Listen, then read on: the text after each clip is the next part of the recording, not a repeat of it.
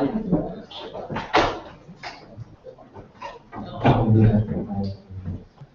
I mean, I think they probably actually appreciate more sense.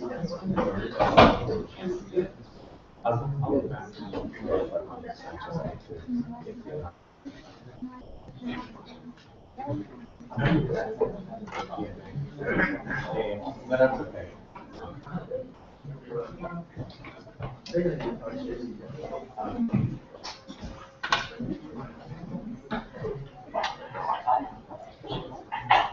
Yeah, I was just do the whole stuff and then just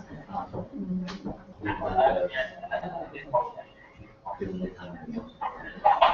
Kind of like 350. I think that more than like stop in the middle of that. And really also. Love. And it's like,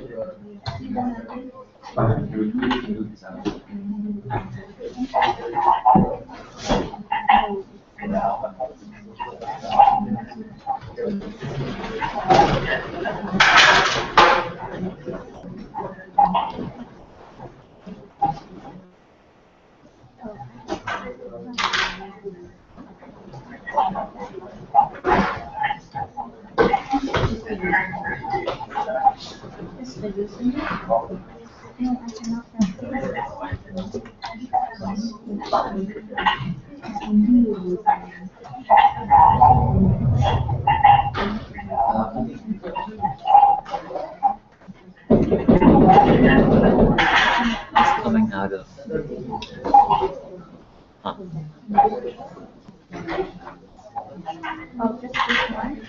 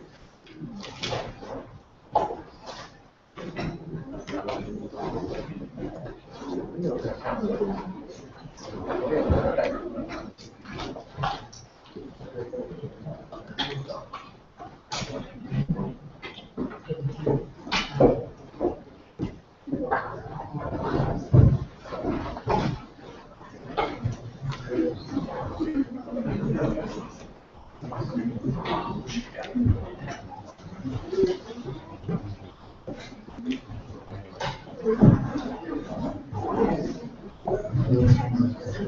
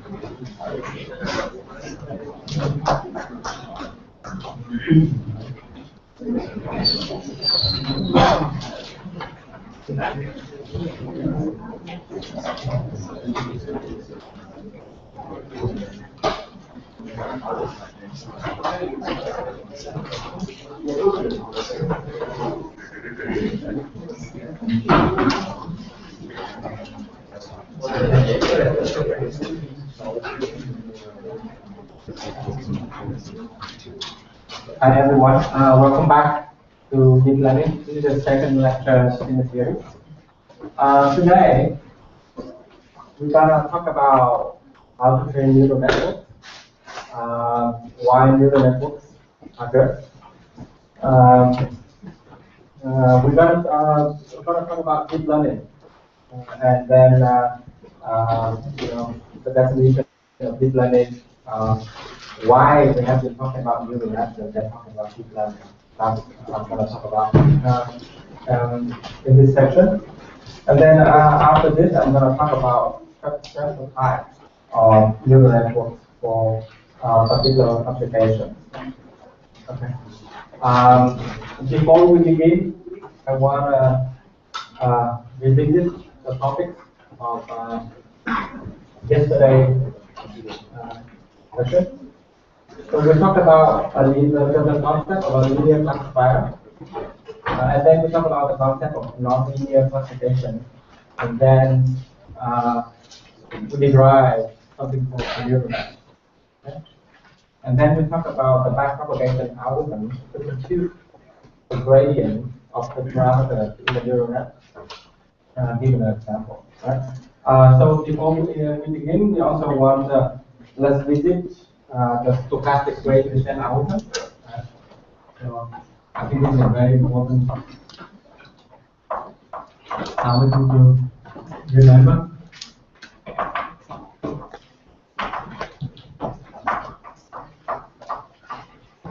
Okay. So the input to the algorithm is a pair of xi, yi. Okay. And then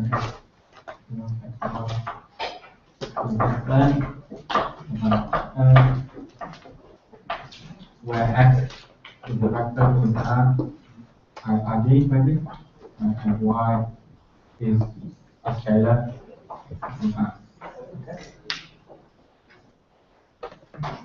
And then we have to pick an architecture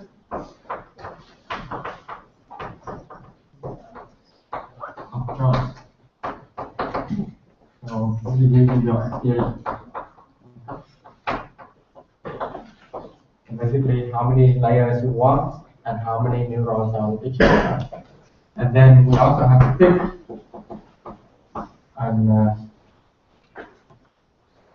a learning rate.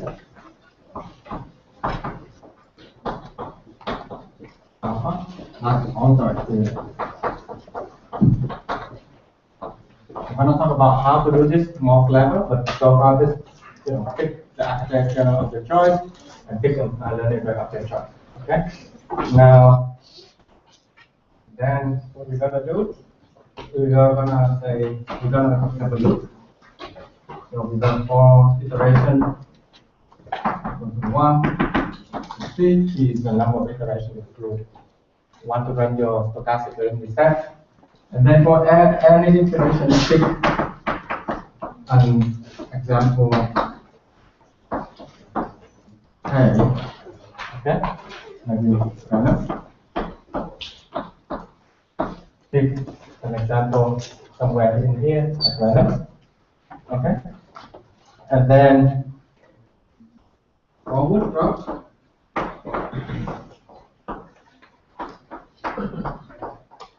So take the example, multiply with the sequence of matrices and apply nonlinearity to arrive at to compute the decision function. Right? Let's say is B, right? And then also compute J K being the difference between A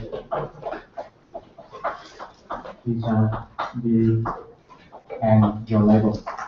Okay? So you're going to look at the difference between your prediction, the decision function, and your label. Okay? So that's what forward. Now, and then in the same iteration, you will say backdrop to compute the derivative of Jk with respect to the parameter. Okay? And then the Jk with respect to your parameter. Okay? And then update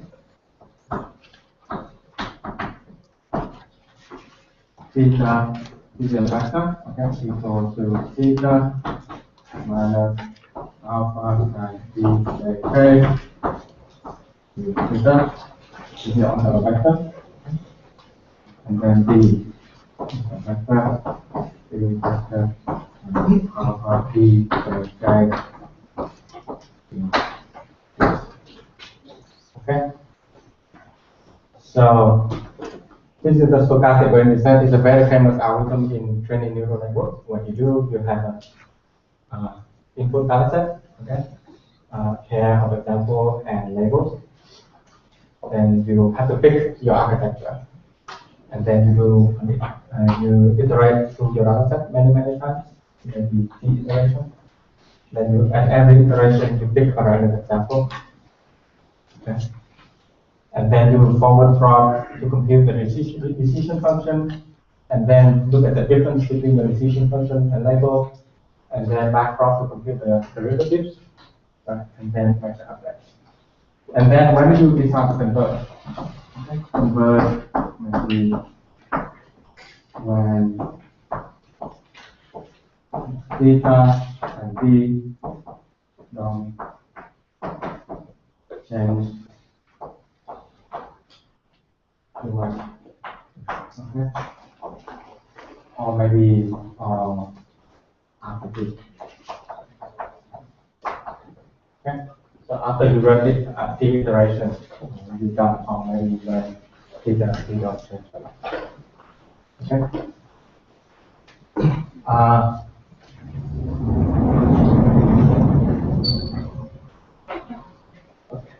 So there are two forms of confusion in the yesterday session.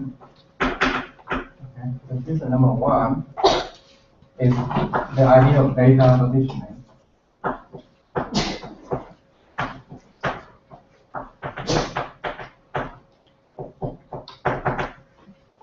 So I motivated neural network using the idea that you can actually take the data and divide it and then train to hypothesis, and then combine the hypothesis by training another neural network on top of it. But in reality, if you know the backpropagation algorithm already, you don't need to do data partitioning. The neural network will train end to end, so that you don't have to do data partitioning. So a lot of people came to me and say, how do I partition the data? The answer is that you don't have to. Okay? If you know the backpropagation algorithm already, then you don't have to do it.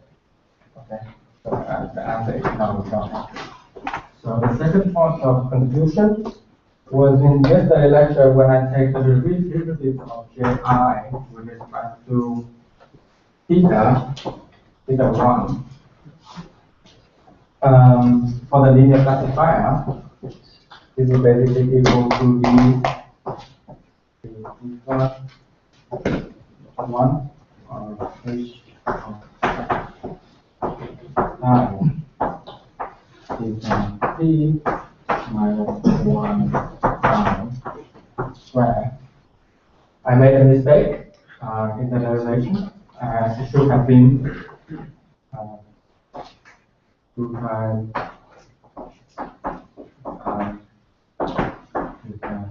t minus 1 prime, and then multiply by g of h equal 1.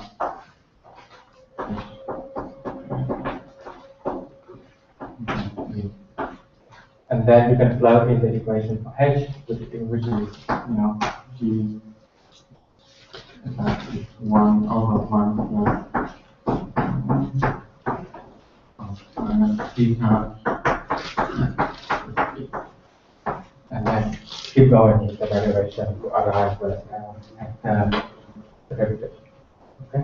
So yesterday I made a mistake in this derivation, and I'm very thankful for many people who came up and told me that I made a mistake. Okay, so let's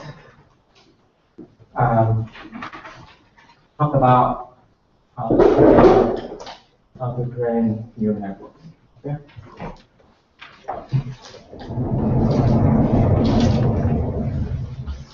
So this issue brings me to the question that maybe in my when I write my gradient computation, I can make a mistake. Maybe I am not good at math, right? I can make a mistake. So the question is, can you some way figure out how your gradient computation is incorrect or not? Okay. So the first question is how to develop propagation.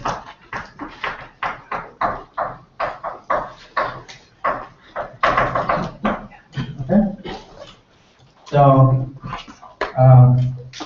So let's think about it in 1D. Okay. Let's suppose you have a function x equal to x. Okay. So let's suppose that I have a method I write in C code somewhere that I compute the derivative of this function, right? Okay. And then I made a mistake. I don't know. Somewhere in the code. Okay. So is there any other way to actually write the derivative that check that your analytical derivative is incorrect? Okay. Anybody in here knows the answer?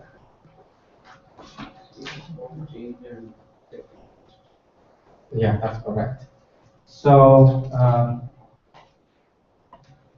the answer is that you have to actually come back to the way how you define a gradient, right?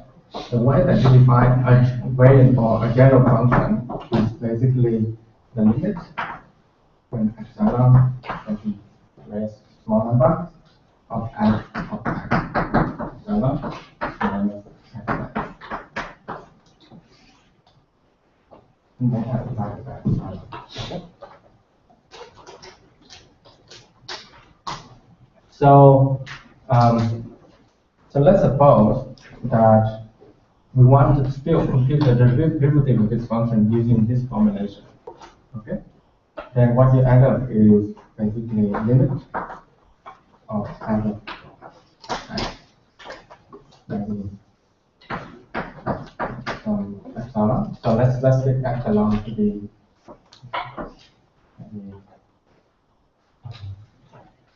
equal.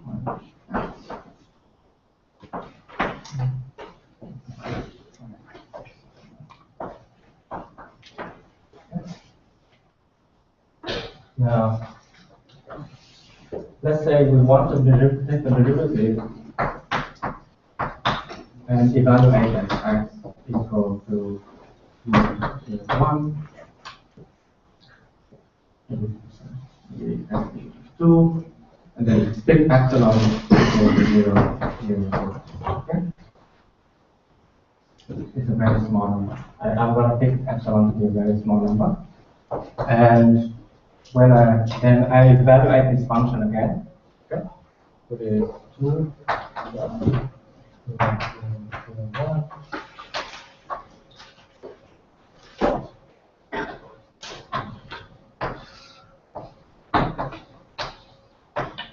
Okay.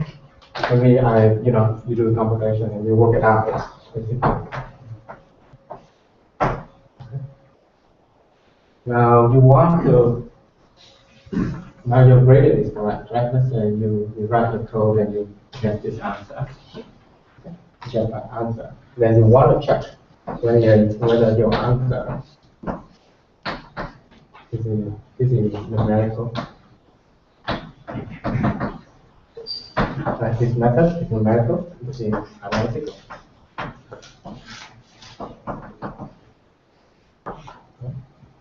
Then you evaluate the x equal to 0 and 2. 2 is 3 times 2 squared. So now you can see that your numerical gradient and your analytical gradient seem to match up quite closely, right? 16 and 6 and sorry, 12 and 6. So there's a way to check your gradient by basically using the numerical definition. You take some x and some epsilon, very small number, and then compute this value here explicitly, and then compare that with the analytical answer. Okay. Is this clear?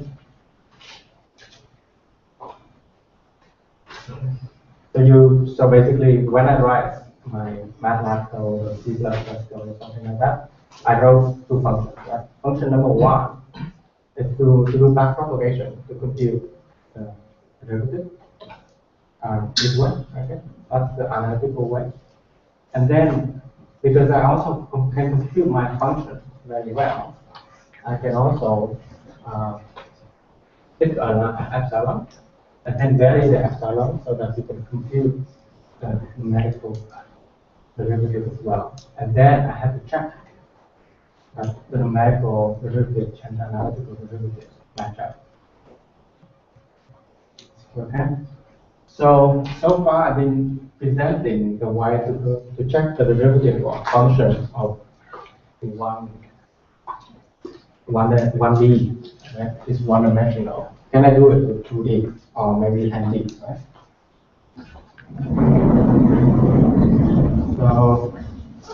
So let's suppose that J is a function of factor theta. Okay? Maybe I write it explicitly as theta 1, theta 2, theta. Let's say J is an n-dimensional function. Then to compute the derivative, one way is using back propagation. We'll get you the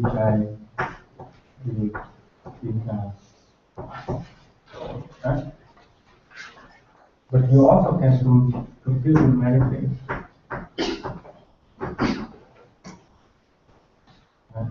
Find J of theta 1, theta 2, theta I plus epsilon.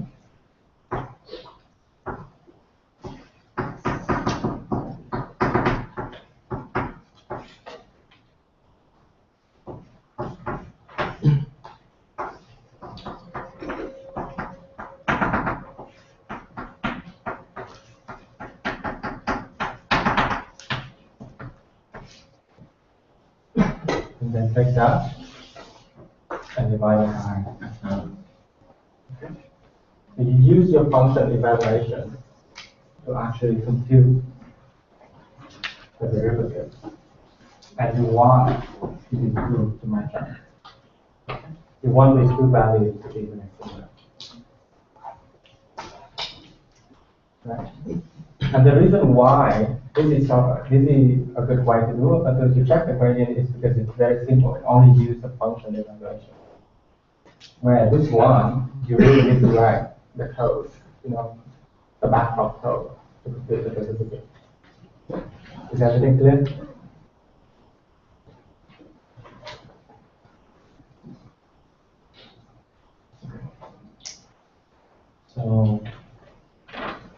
So this is when I train neural networks. The first thing that I always do is to try to come up with a function that can debug my backpropagation, and I usually call it, the unit test of backpropagation.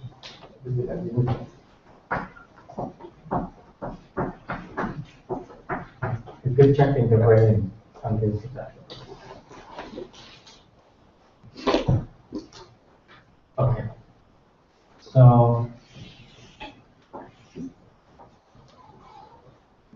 number 2 is trace symmetry.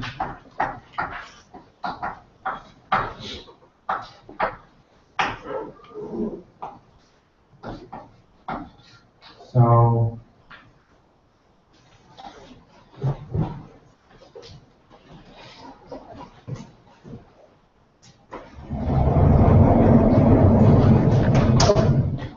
so far in this algorithm here, let's say pick an architecture of choice, but I haven't told you how to initialize my parameters, okay? My theta or my b. Okay. Turns out that the way that people use it, you could say you pick theta to be zeros, you could pick b to be on zeros as well, but that usually doesn't work very well because all the neurons in the networks behave the same way. So the way that people pick this is pick theta to be random, and maybe b to be also random as well. But sometimes people pick it to be 0. Okay.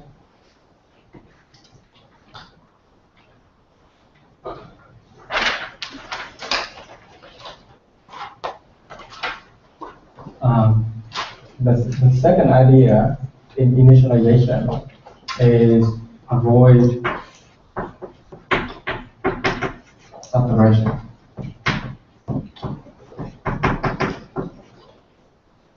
So what do I mean by that? So let's go back to the activation function that we have. So the activation function that we have looks like this, right? So it's all zeros and then 0, right?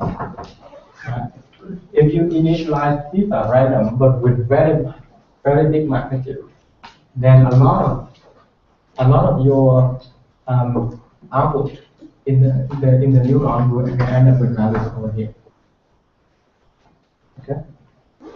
So then it will take a while because here the gradient is very small. It will take a while to actually train the neural network to move back to here.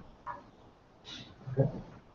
And then conversely, let's say if you initialize your weight to be really small, then a lot of the values of your neurons will end up with here. Okay. And then it will take a while to move to train the neural network because the gradient here is very small. What I mean by the gradient is that when you take the backpropagation, somewhere you have to multiply with your error coming down with the derivative of this function, which looks like this. Okay. So if you are in this area, then mostly your gradient is 0, and you don't want that.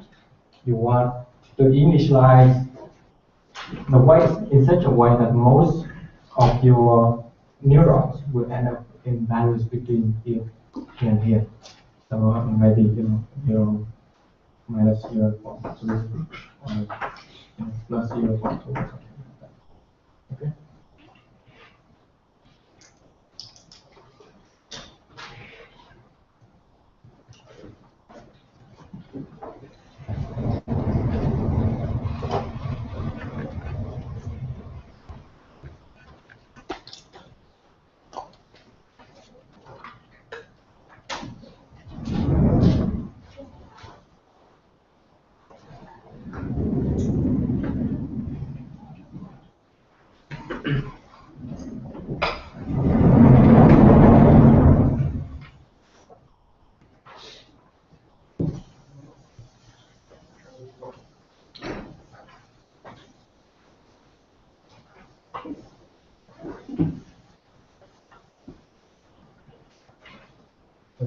Third idea. Fourth idea. Monitor progress of your learning.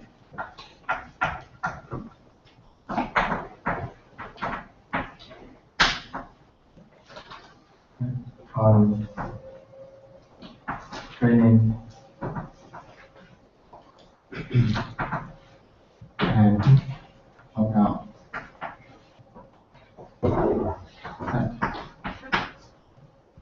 Okay. So let's suppose that you have 100 examples. Your N is 100 examples. You can split at random 80% of your for training and 20% as an hold outside. And then after several iterations, you try to compute CPC. You try to compute the value of your J, the value of J during training. Okay. This is the objective function that you try to minimize, and J for the hold outside. Okay. And then hopefully, if your training goes well, your J will be same. Okay.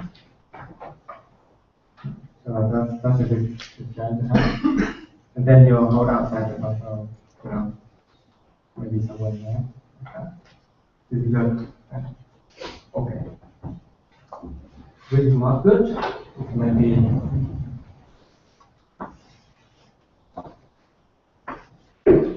not good to be your J something like that. That means you pick very small learning rate or very large learning rate. Okay. Your J fluctuates.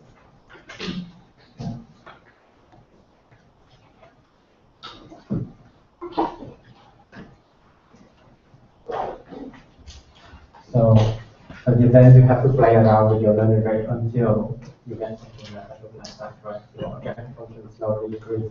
Maybe it fluctuates somewhere there, right? But it should be small. Shouldn't be fluctuating too much all the time. Okay.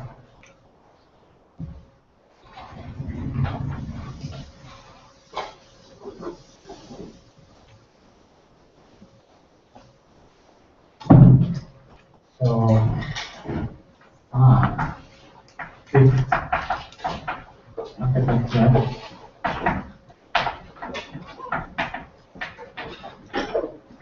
using research, random search,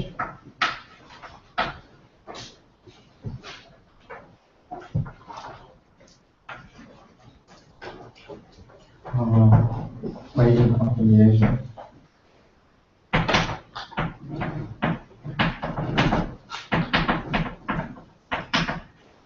Okay. So in the algorithm above, I said pick an architecture of your choice. But how do you know which architecture to pick? Right? Maybe you want to search over it if you are a beginner. So a way to do it is let's suppose that you want to pick how many layers in the network. Okay? Then you search over, you search L number of layers, one layer, two layer, and then maybe L layer. Okay? And then for each layer, you end up with after you train. After you run training, maybe somewhere here, you have a final objective function, right? J, you have final J for L as well. And then you pick the L, the best or on your holdout set. Okay.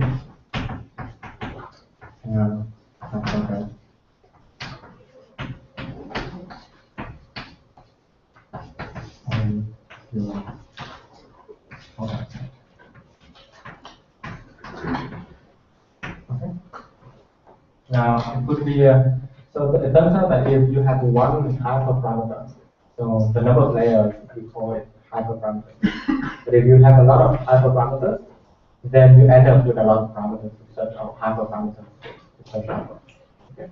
So let's suppose that L would have 10 choices, and every layer have certain number of neurons to pick from. Then you end up with hundreds or thousands candidates to search for. Okay. Then the second idea is to do random search. Random search meaning that you pick randomly at some point in your hyperparameter space, and then try your training, get some objective function on the holdout set, and then do hill climbing nearby. Okay. The third idea is to use Bayesian optimization, what Nando presented yesterday. So what he did was he said that, okay, so I remember the speaker of this presentation. Let's suppose that again L is the one parameter, hyperparameter that you want to set over, and then maybe it is 2, 5, 10. Then you end up with some kind of objective function, right? And then you have a mean function of it, and then you also have a variance function.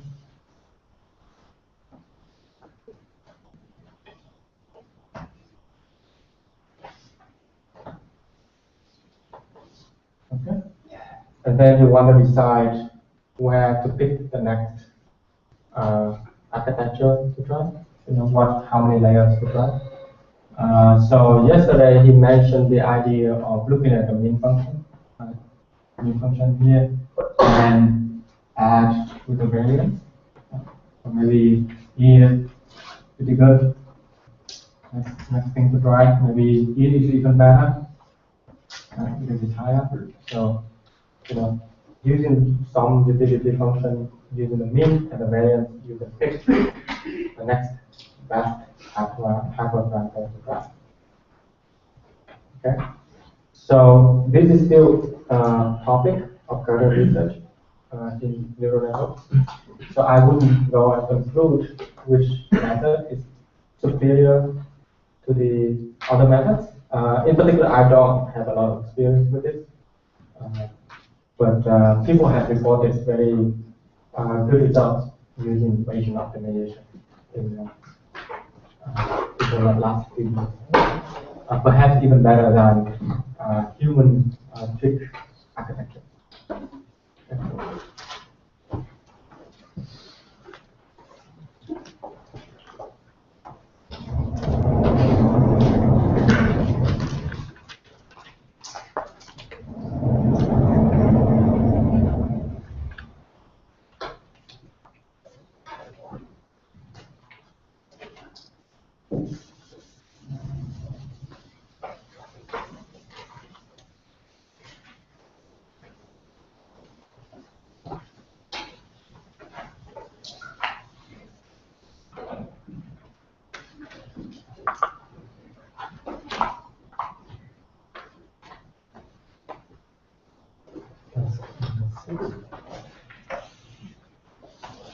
To also pick good hyperparameters, you also should look at underfitting,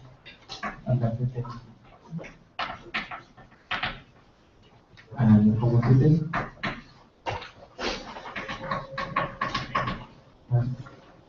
So if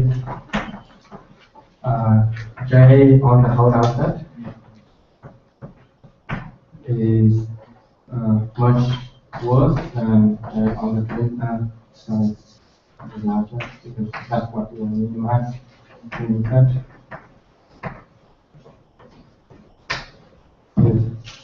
your objective function is much better in the training set than the countout set. That means you overfit, right? Then you should decrease the number of layers.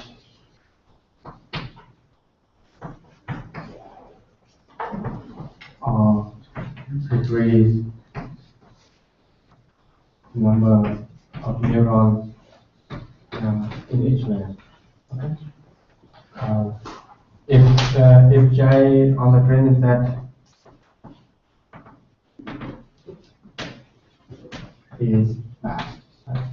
Let's say you want to classify another set, but it's always at random, right? The performance is at random. Then you should increase number of layers of neurons, or maybe change the limit.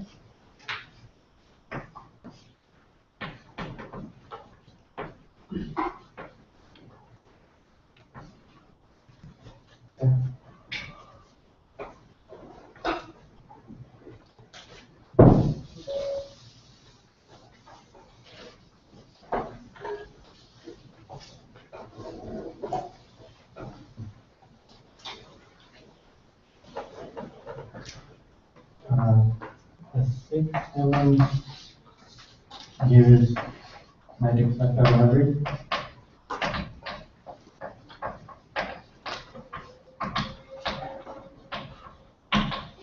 So you notice in the computation in that population, there's a lot of matrix sector multiplication. If you use matrix sector library, you have some speed up over your own implementation. So it's almost always recommended that you use some existing matrix sector libraries because they are more optimized. Okay, maybe 3 or 4 times faster than the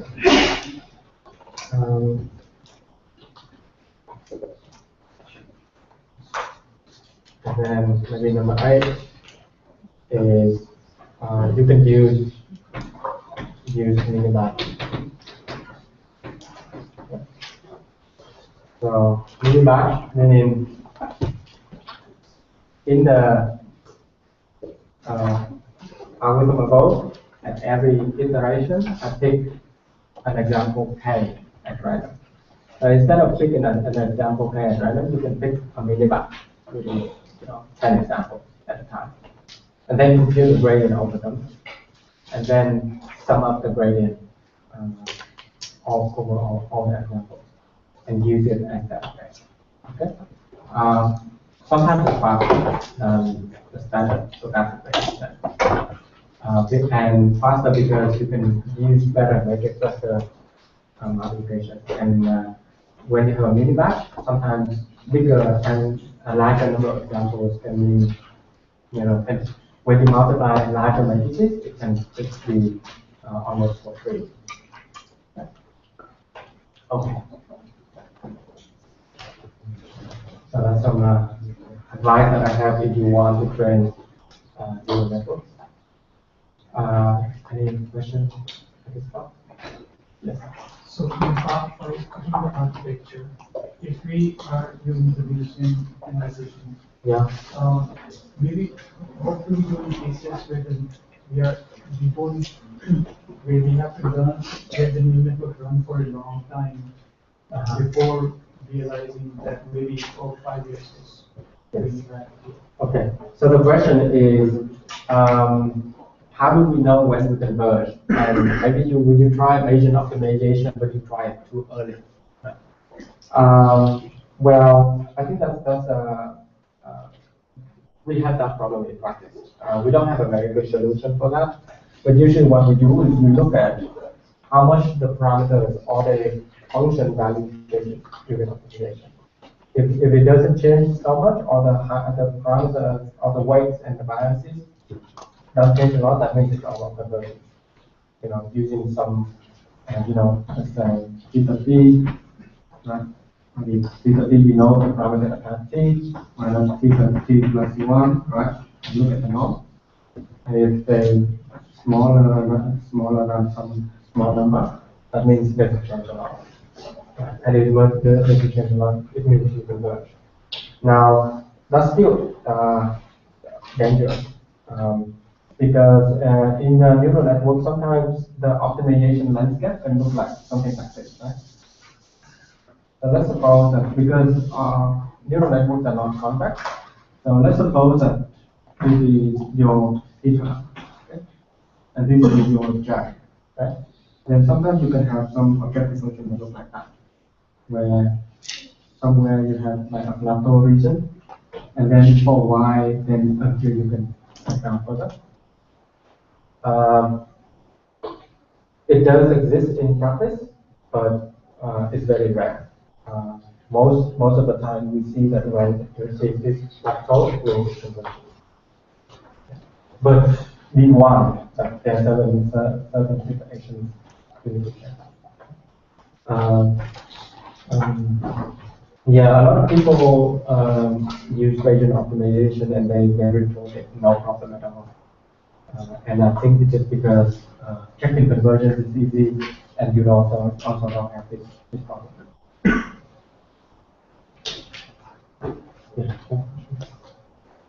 Yeah.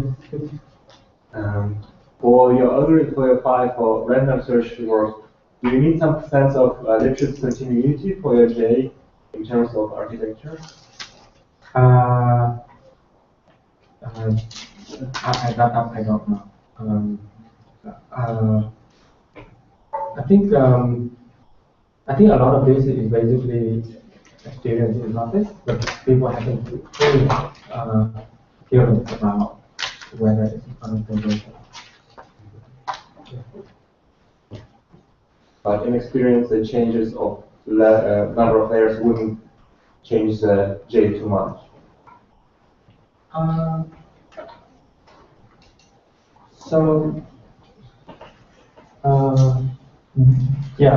think if you change J, it will change the optimization a little bit, but there are certain hyperparameters. For example, the number of neurons in the neural network. Right? If you change from 100 to 105, right, the objective function wouldn't change too much, but the number of layers would be different. In practice, at Google, for example, we use networks of 10 layers or 11 layers and so on. And we observe that if you change from 10 layers to 10, 11 layers or 12 layers, or maybe make it 9 layers, right? The function value is kind of small. I have a question. Please. So in modern data storage systems, as Alex pointed out yesterday, we favor sequential data processing, right? And how does that play with the fact that we have to pick random examples and labels at random? How do we optimize, big systems to work very well with different agents? I see. A couple of ideas that can work, but I don't think they're perfect yet. First idea, you can shuffle the other set ahead of time. Yeah, that works for the first iteration, but like after we do the first pass over the data, do we have to reshuffle it again? Maybe. So the second idea is that we do prefetching. So let's say you have a computer that has 16 cores. You can use 8 cores to do matrix vector multiplication, and then 8 cores to read data into memory. And then that will save you the random lookup. It's not perfect, I agree. And in particular, stochastic range is that if you do it in random order, it tends to work a little bit better than perfectly sequential. So it's sort of undesirable, but let's say if you don't like the fact that it's random, if you truly use sequential, it wouldn't be too bad, right? You lose a little bit, but you wouldn't be too bad. I got it. So for the random initialization, do we, in practice, do we use Gaussian runner Yeah, random and for initialization of state? yeah. If the goal is to avoid saturation, why not initialize all parameters to 0? And why give the random initialization? Oh, so if you initialize all the parameters as zeros, then most of your neurons are going to end up at zeros, right?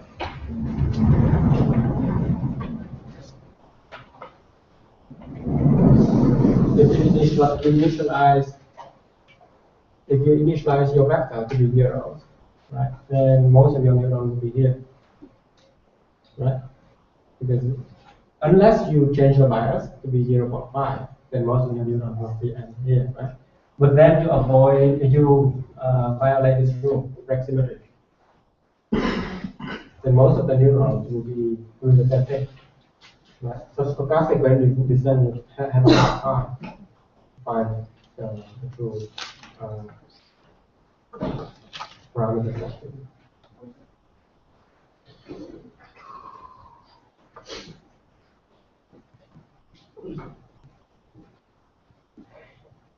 Any questions? Okay, well understood.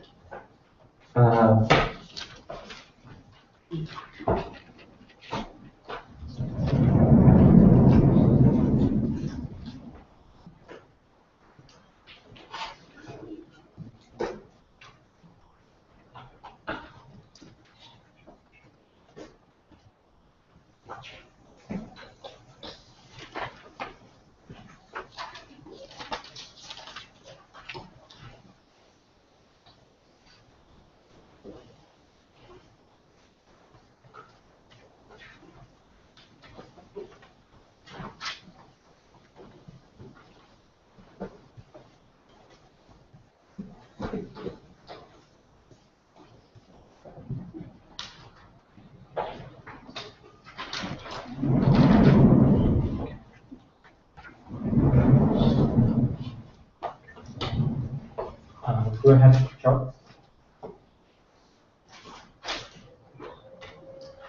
Diego?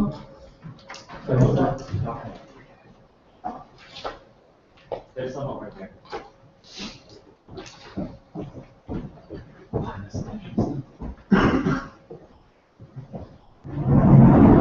Okay. Second.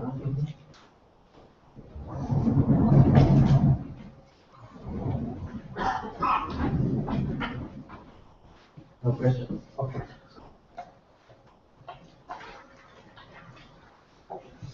Why?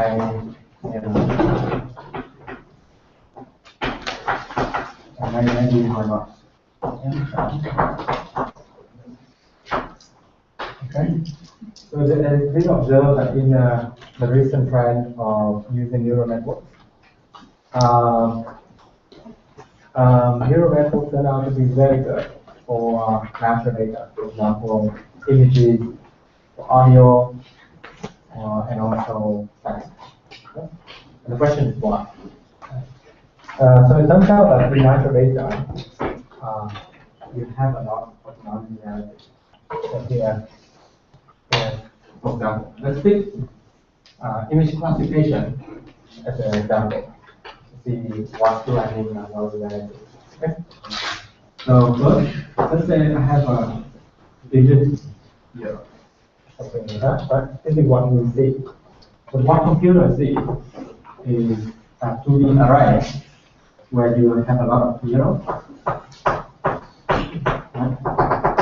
And then maybe 100, 200, 180, 250, sorry, 180, right? So what computer sees is a bunch of zeros, and then in the place where you have the digits, you have some values that are very high. Okay, so this is what you see, but this is what the computer sees. So make sure that you understand that. Right?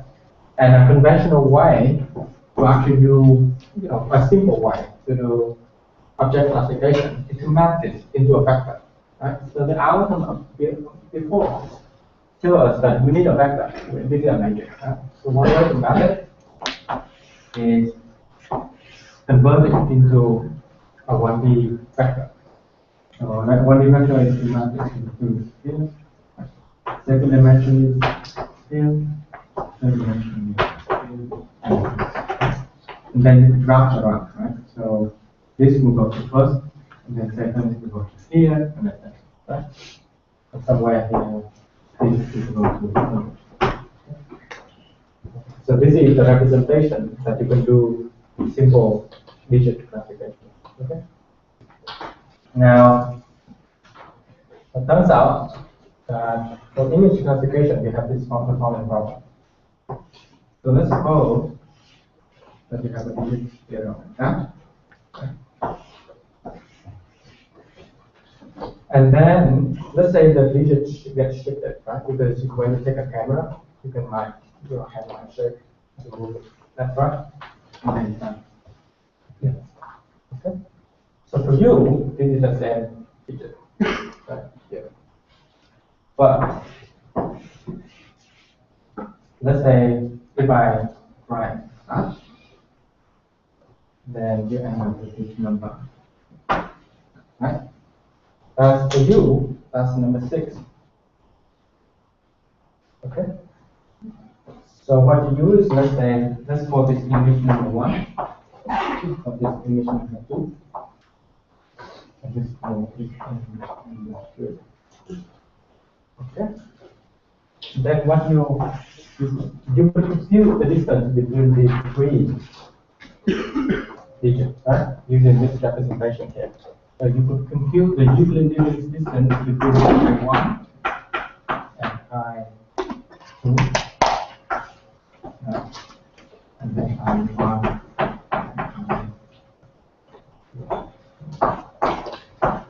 Turns out that I ran some simulation, and maybe I ended up with 10 to the 7.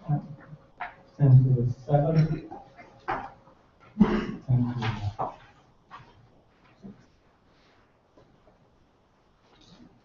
okay. And the reason is that because these 2 digits they overlap almost the same. So what is demonstrated is that I1 is closer to I3 in Euclidean distance than I2. So what it's saying is I1 is closer to I3 than I1 to I2. Okay. So if you do a 1D visualization, then you might, let's have a 1D visualization, then I1 is there, and then I3 is there, right, and then I2 is there. Okay? So this is high dimensional space projected in 1D. Okay? So what you know is that the decision function is the same for I1 and I2. So the decision function, your decision function, is the same for I1 and I2, but it's very different for I3. The decision function is different.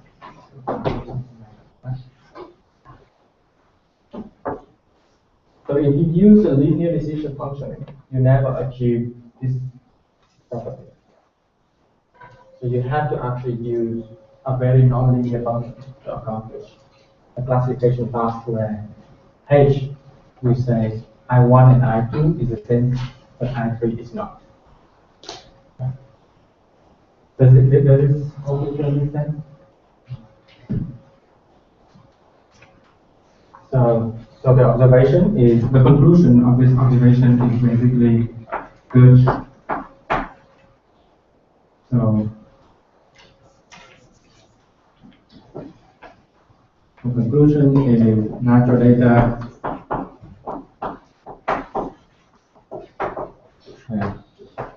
non-linear decision.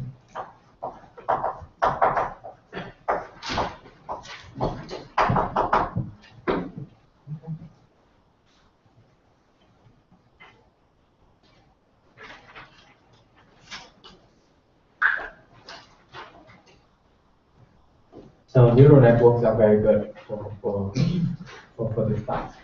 Now,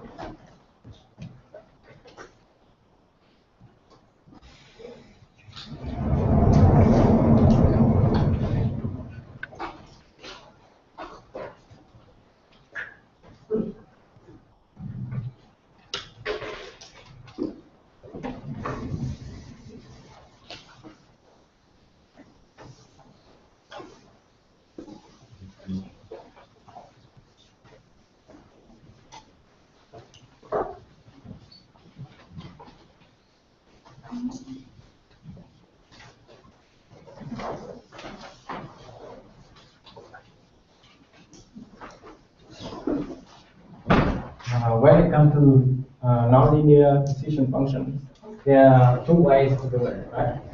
So number one is to have a shallow neural network. So let's draw a neural network. Shallow meaning you have a lot of neurons in one layer. Okay.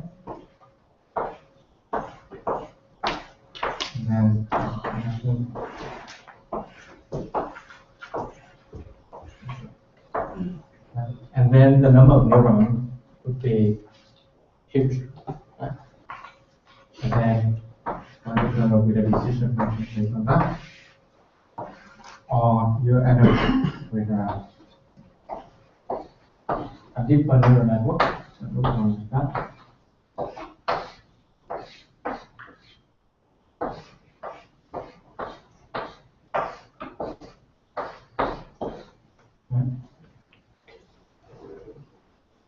So this is number 2.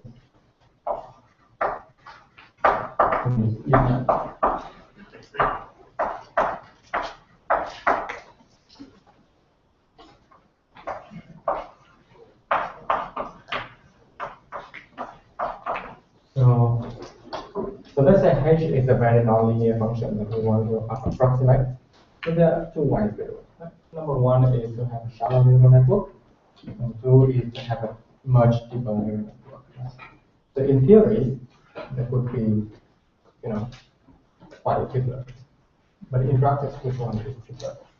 So it turns out that for this task over there, right, or on some audio classification task that we perform simulation at Google, let's say this input B we had 1,000 dimensions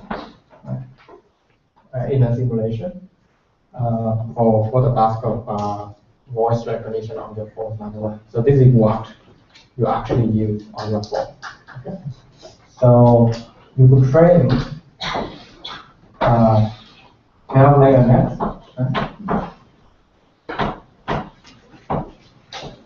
Of 1,000 layer each, 1,000 neurons each on each this layer to achieve maybe an error rate of maybe 10%. This is a data set. Okay. But this is the best that we could get with a 12-layer neural network. So the question is, if you have to do it with a shallow neural network, how many neurons in here that we have to use? Right? That's an intriguing question. Right? The question, and it turns out that in order to do something like this with one layer, you have one layer. You actually have the error using 400,000 neurons. And you don't even get 10%. In order to get that 10%, you actually have to have a median.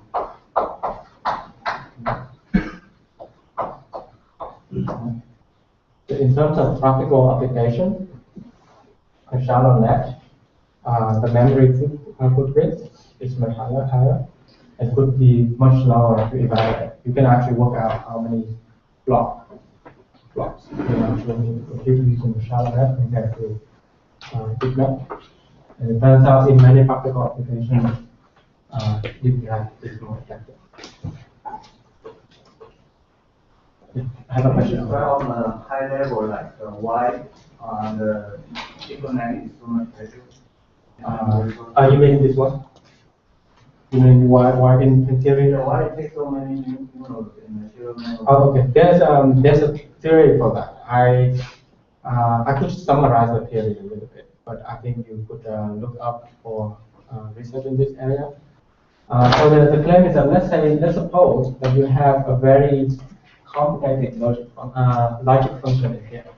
So maybe let's say here are binary units, okay, like Boolean units, Boolean units, and the output is some complicated Boolean function, right? So let's suppose x1 and x2, right, or 3, and 5, 4, 7, right? It's a very complicated function. To actually represent the neural network, if you know if you know the Boolean function, you can actually lay it out into an architecture, and it's very efficient. Now, if you don't know that, right? If you don't know that, and then you want to use one layer to do it, then you actually have to remember for all the cases. And that would be exponential. Okay. People prove theorems like this, and if you want to chat about it, you can talk about it offline. But I think the paper is, if you could look at this paper, Rangel,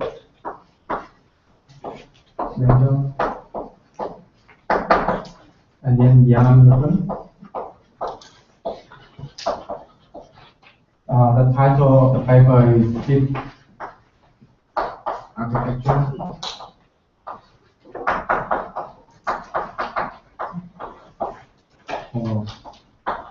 AI. So there's a paper that proposed that.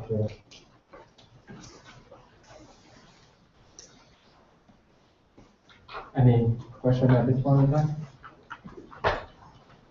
Yes. The question is, why would you then stop at 12 layers? Why not even have 50 layers of only 20 nodes? Then you can, then to practice, you can overfit.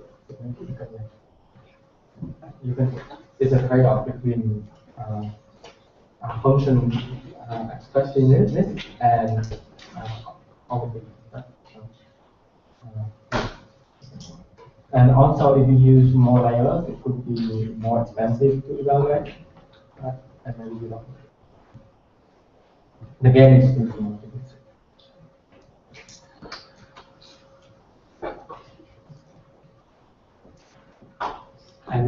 Any questions?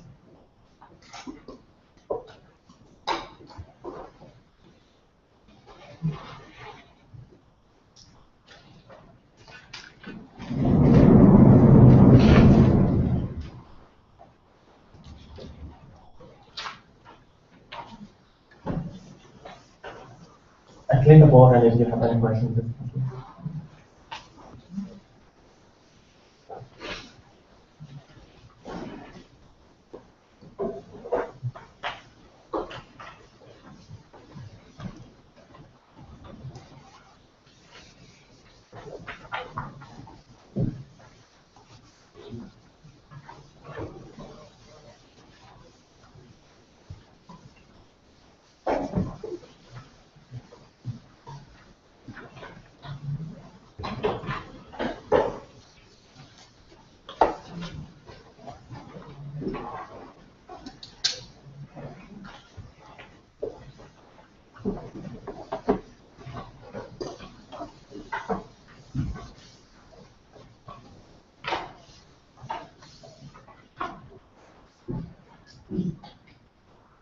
No questions? Okay. So one more thing that I want to comment before going to deep learning is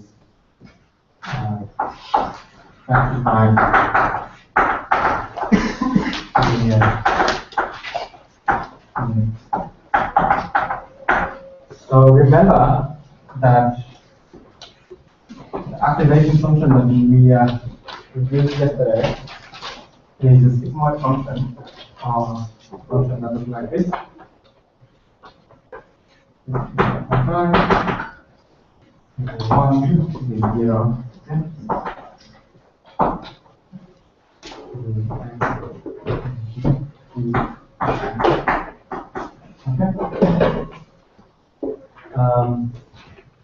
So this function is sometimes called logistic.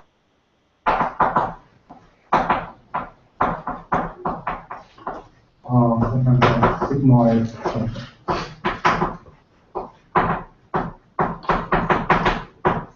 Okay. So it's been very popular in neural networks for many, many years until around 2007. Okay. But recently, a lot of best neural networks that we use don't have this function anymore. And they have a different activation function that looks like this. So this is activate, right? This is activate. So the value of function is 0 and then x. Okay. So g of x is max 0. Okay. So this function is also called justified linear.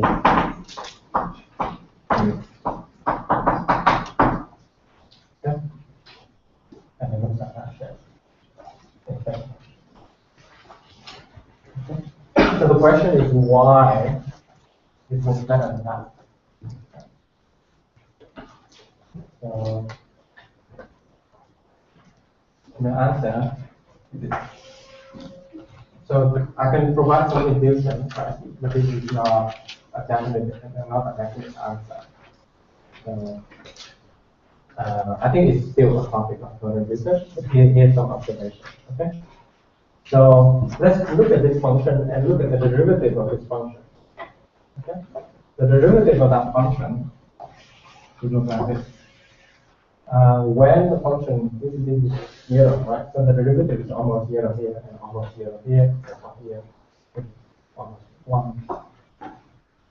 And the derivative of that function is like that. Okay. So this is the derivative of g. Okay. The derivative of this function would look different. Looks something like that.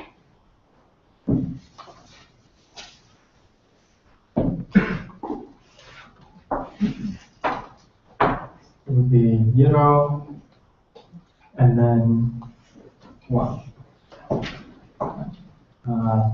Here, this is not the flexible, but let me keep on using some after that, maybe 1. The derivative of this function looks like that, where the derivative of the function. So why the derivative matter? Right? It turns out that in the backpropagation algorithm, what you actually multiply with the error coming from above is the derivative, right? The g prime in what I wrote yesterday. And the property of this derivative is that the value is very small on the n.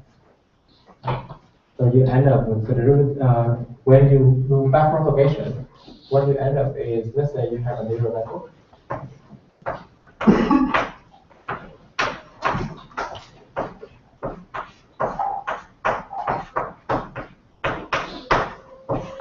So this, let's say the derivative here is the derivative of j. Because you namely the parameter in this layer. And then if you look at the magnitude of the derivative in the first layer, then you see that the derivative of the top layer is much bigger than the partial derivative in the second in the lower layer. Okay, but if you use this function right here, that property doesn't appear anymore. Namely, the derivative looks balanced over the coordinate. Now, why I talk about balance over the coordinate? So it turns out that in optimization, if your derivative is imbalanced over the coordinate, what you end up seeing is the objective function is very skewed. Right? So let's say that's minimum. Right? And let's say the derivative of this direction is much larger than the derivative of this direction. Right? Then you have to pick a very, very small learning rate to actually set. It takes a long time to converge. Whereas if you have very good derivative, then you end up with this more like that. Then you can pick a large learning rate to set to the new.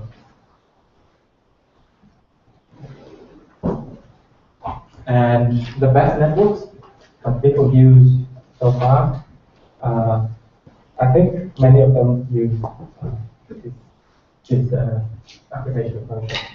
And this gives you an intuition.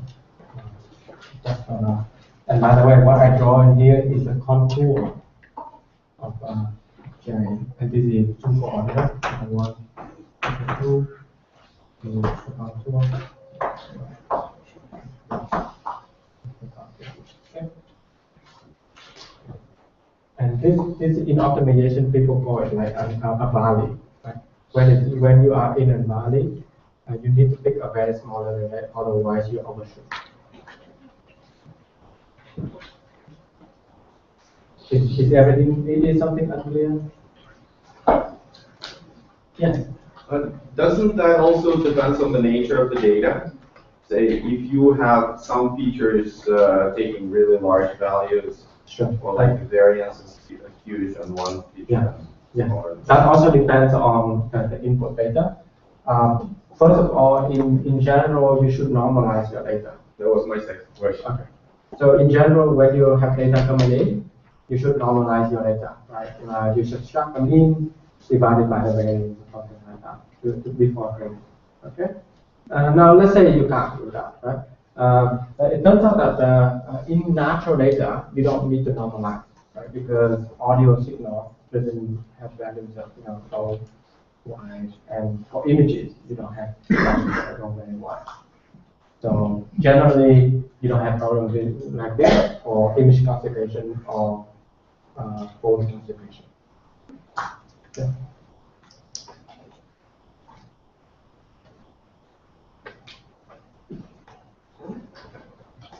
Yes. So this rectified linear units. Yeah. So what about if there are like outliers? When the x is large, the gx is going to be really large. Is that right? Yeah. That can be a problem. But you can't achieve both. Right? So the argument is that this can be very sensitive to outlier. You can't achieve both. This is basically counter for the outlier, but in the wrong way, because you end up with wrong rates. You have to make a trade-off at some point. That's a question. Since we're using rectified linear units, so what about the nonlinearity that we are talking about? Oh, so this nonlinearity? Yeah. So on the alternate case, it might be something like that, right? Something like that. I haven't seen something like that tried before. So I would welcome you to try, and then maybe see how it performs. I'm surprised that people haven't tried. Yeah, but it could be a good idea. But one more thing, okay? So some people say that maybe here is non-differentiable, right? So maybe one approximation to this is maybe something smooth, maybe something like that, right? And for the rest, maybe it works better because you can take the derivative. It turns out it performs worse in a lot of cases, in a lot of experiments that we have. And I think the fact that it has some values exactly zeros prevent a lot of noisy values in here.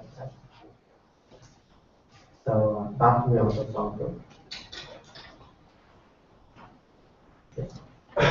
This is sort of related to the saturation that you were talking about earlier. Yeah. I'm not clear on how the weight of it happens when the gradient is zero. Can you please clarify? I see. So when the gradient is exactly zero, you don't update anything, right?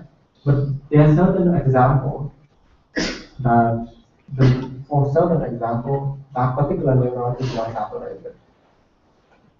So it would be bad if a neuron would be saturated all the time, or most of the time. But it would be okay if it's saturated sometimes. With the rectified linear unit, Yeah. we have a zero gradient for a large part of it, negative.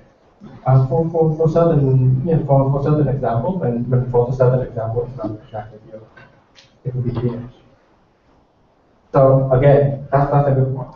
So a good initialization for rectified linear units is to make sure that the neuron spend most of their time here, right? And then after you train, maybe it will push the values to here, right? And another good visualization technique is to look inside the neuron and see how many of them actually zeros at a certain point, like at a certain example, right? And it turns out that for neural networks that train with rectified linear and linear units, a good fraction of neurons can be zero, maybe 80% of the neurons can be zero, for a given example.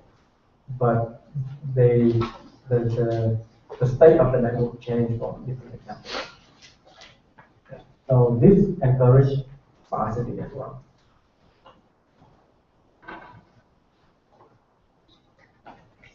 Any question?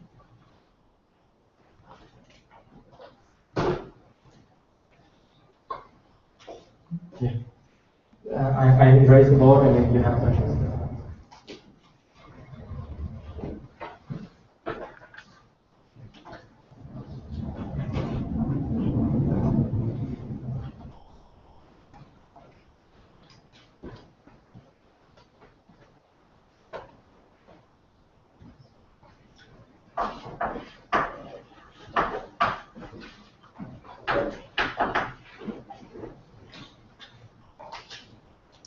No questions so far? Okay. So far I've talked about neural networks. Okay. But the topic of today and yesterday was deep learning. So why neural networks? Right? Where do things fit in? So it turns out that deep learning is, in general, a set of algorithms that makes use of neural networks as an application. Is a set of algorithms. One definition is a set of algorithms that use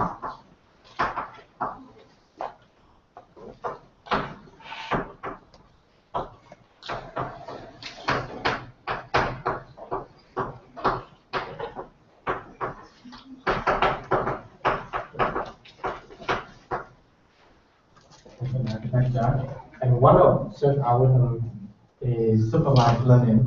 Example is supervised learning.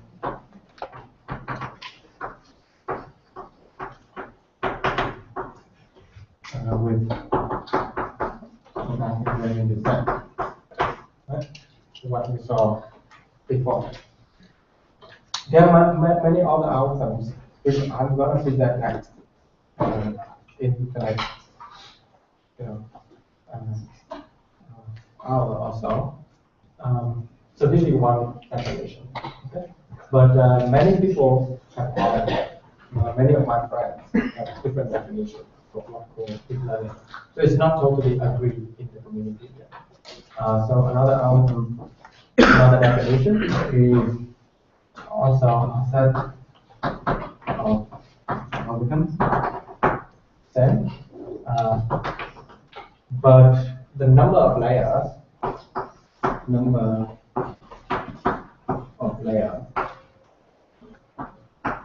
has to be larger than 2. Okay. So what people could give, meaning that the neural networks have to be different. Okay. So in here, I say it's a neural network. Neural network could be 1 layer, could be 2 layers, and it could be 3 layers, or 12 layers. Right? But some of my friends say that in order to qualify to be called deep, the number of layers to be larger than 2. And the current revolution in deep learning turns out that a lot of really good networks are really, really deep. Right? 12 layers, 15 layers, and also. So there's a point in saying this. And a lot of other friends, for them, the definition is the same, but it's saying that it can make use of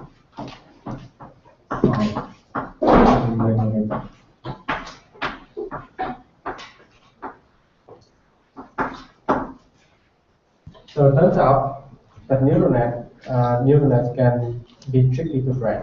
Right? They can be very slow if you initialize strongly, or it can overfit if your problem is small. And then in the 1990s, people begin to give up on neural networks. Okay? And it picked up again in around 2006. And in 2006, a famous figure in deep learning is Jack Hinton.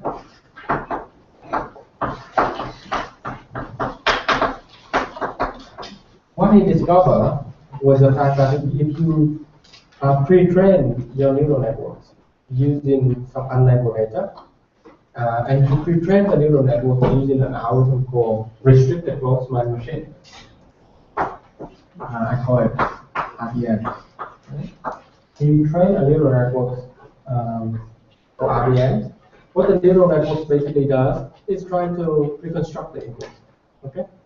So he have a deep neural network trying to reconstruct the input, and then use it as an initialization for your network, your supervised brain network. So instead of initialize randomly, he initialized the network that's been trained using unlabeled data.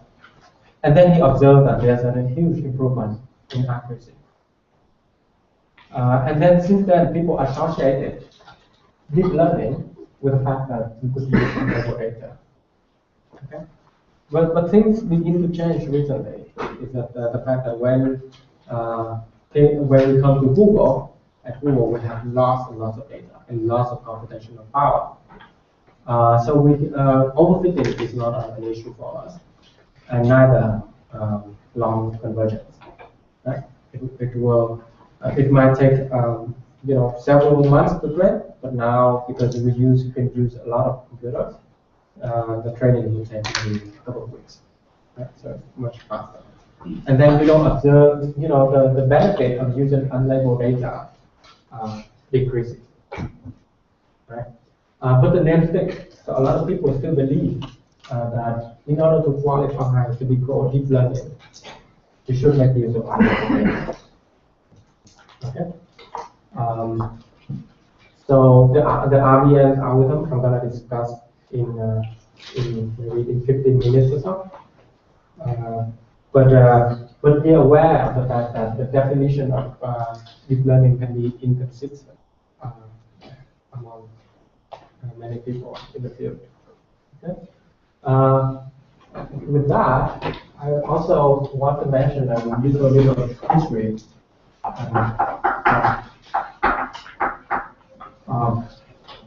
neural networks, and then deep learning.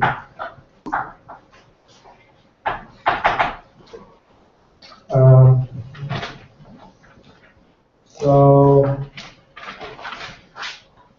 in around 1950, right? That's a long time ago. So we have an algorithm called perceptron. perceptron, the guy who just it out in this process, light. He came up with a way to train a classifier that can classify the data, which is what we saw in the first lecture, right? In the very first part of the lecture, where I presented a classifier, a linear classifier. It's not exactly the same, but the spirit is the same. And people were very excited about that. You know, machines can learn.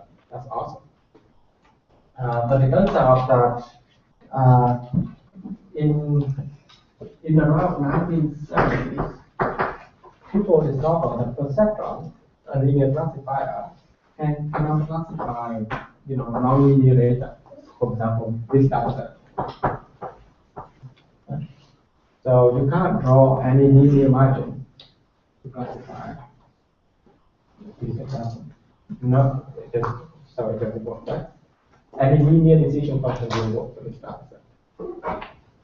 Right? So people gave up on neural networks, and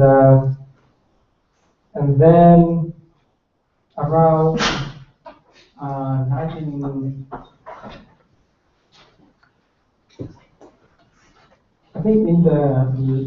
1980s or maybe 1990s, people realized that if you could,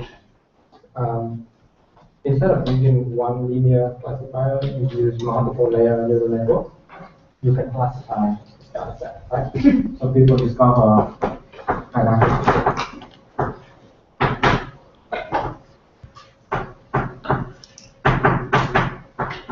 And call it neural network.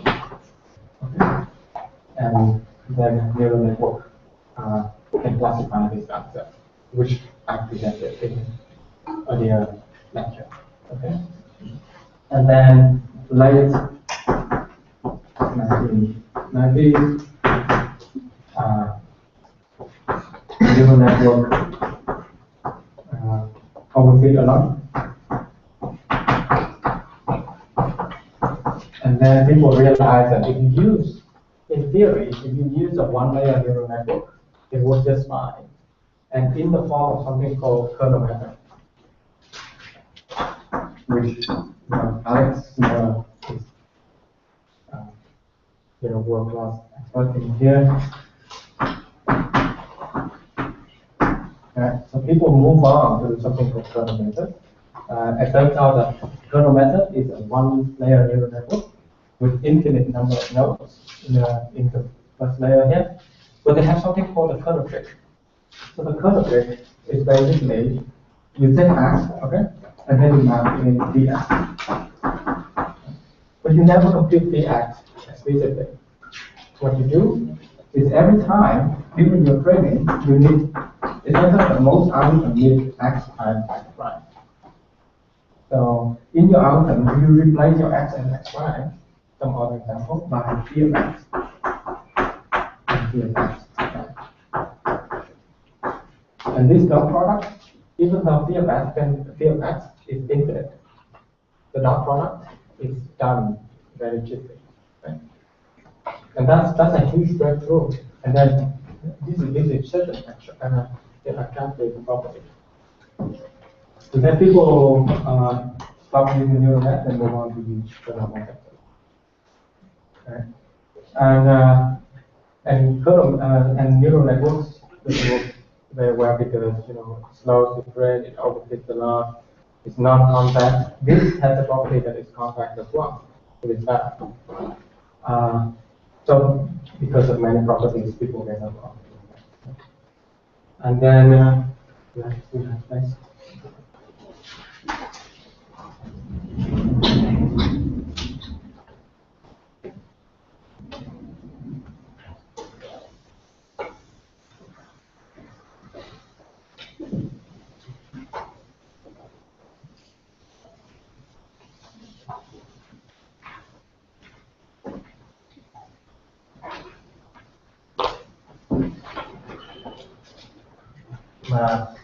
Around 2006,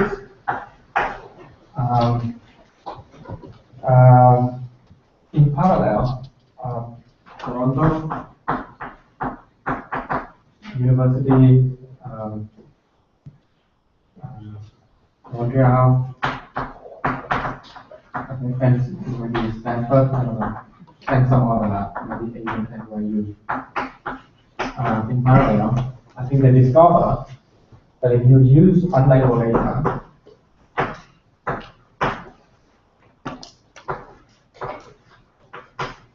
to initialize the training of neural network, and you use unlabeled data, you train a neural network to approximate input-output, and then use that to initialize your neural network.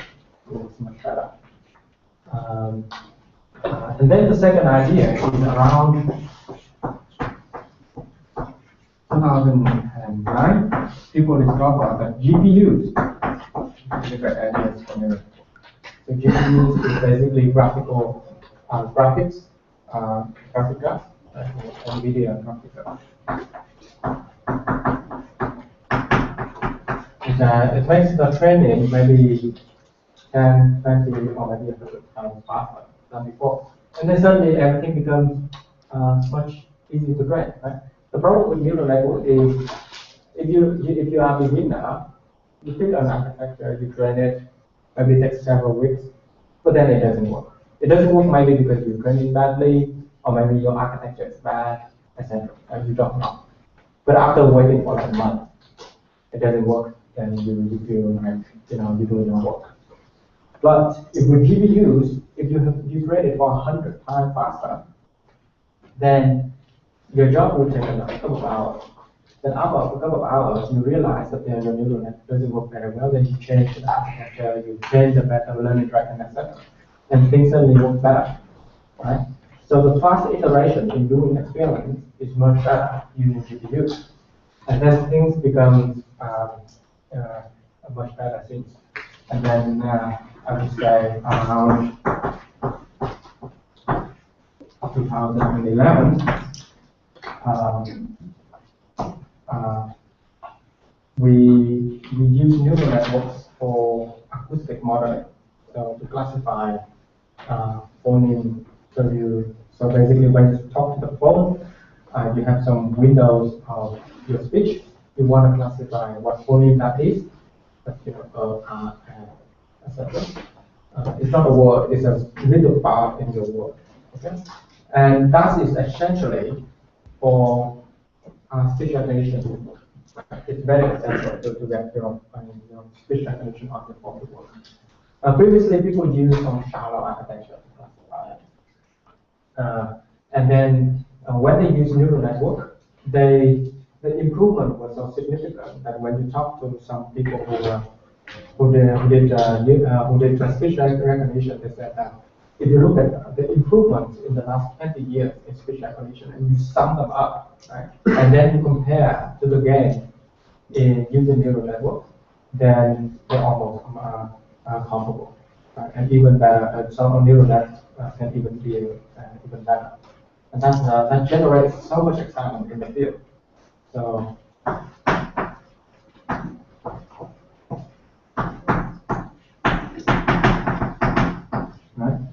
And then around, and by the way, this network is trained without unlabeled data. So it's fully trained by supervised. Right?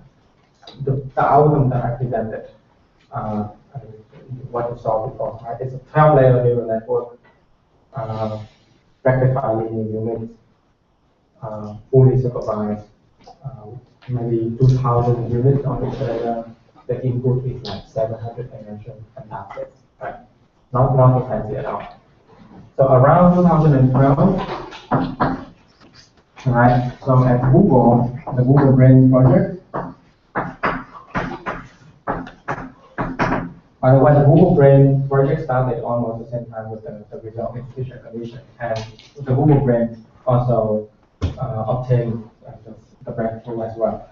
The Google Brain, and there's a New York Times article on how many computers you can recognize a cat, okay? And such as useless results, to say. But it shows that fundamentally neural networks can actually discover features that it takes a long time for human experts to engineer, okay? And then because of that result, around that time, a neural network also won several image classification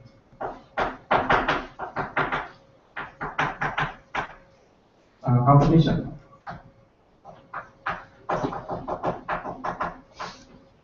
Okay, and the most famous one is ImageNet. It's called ImageNet. So, well, it's hard to describe the improvement, but let me try.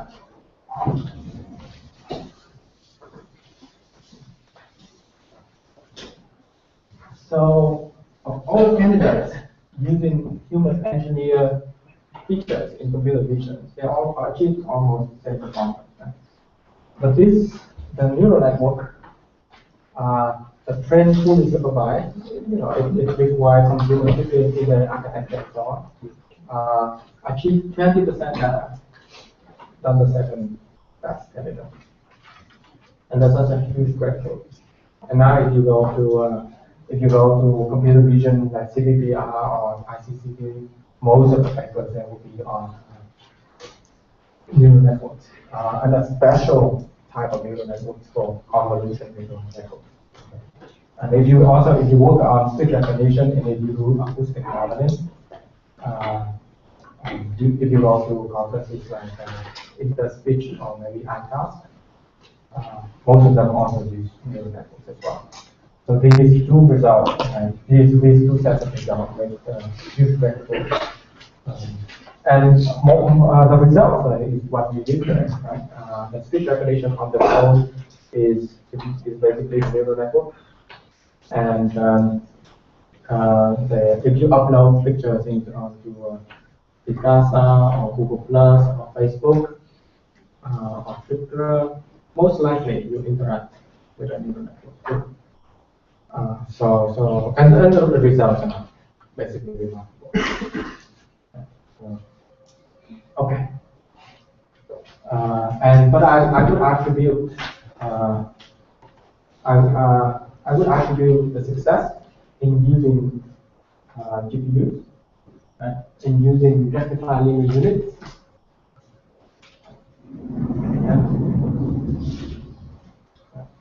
And the success in using large computational players, what we're using in Google Brain. So computation turns out to be key in the success of deep learning in the learning way, and also the use of smart choice of learning, smart choice of applications.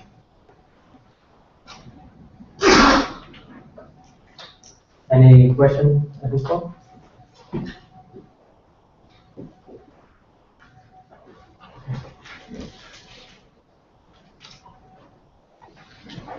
So tomorrow I will talk about Google Brain. Okay, but because Google Brain is a little bit complicated, maybe I should start with some of the most useful architecture for neural nets. Right? They're suitable for particular applications. So the first architecture is called autoencoder. So the autoencoder is an unsupervised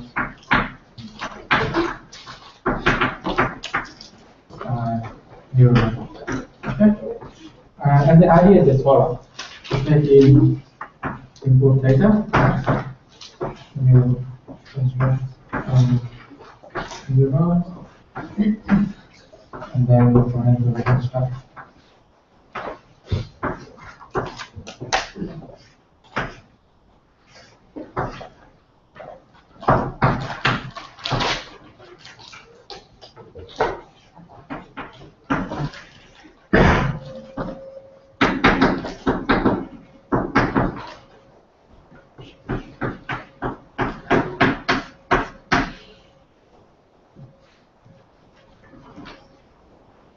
So the autoencoder is very simple. This is a one-layer autoencoder, where you try to learn the parameters in such a way that your mapping is similar to the input. Okay, and then you can use stochastic range descent again to minimize objective. Right? Is everything clear? Yes. So do we have the same number of neurons in the input and the output layers? Yeah, that's a constraint. So before, in the algorithm before, the output is only one. Okay, but in this algorithm, the output has to be a vector. Right? And it turns out that you can actually apply the same principle in computing the derivative using back propagation like before. Right? Yeah. Now, a deeper autoencoder is something like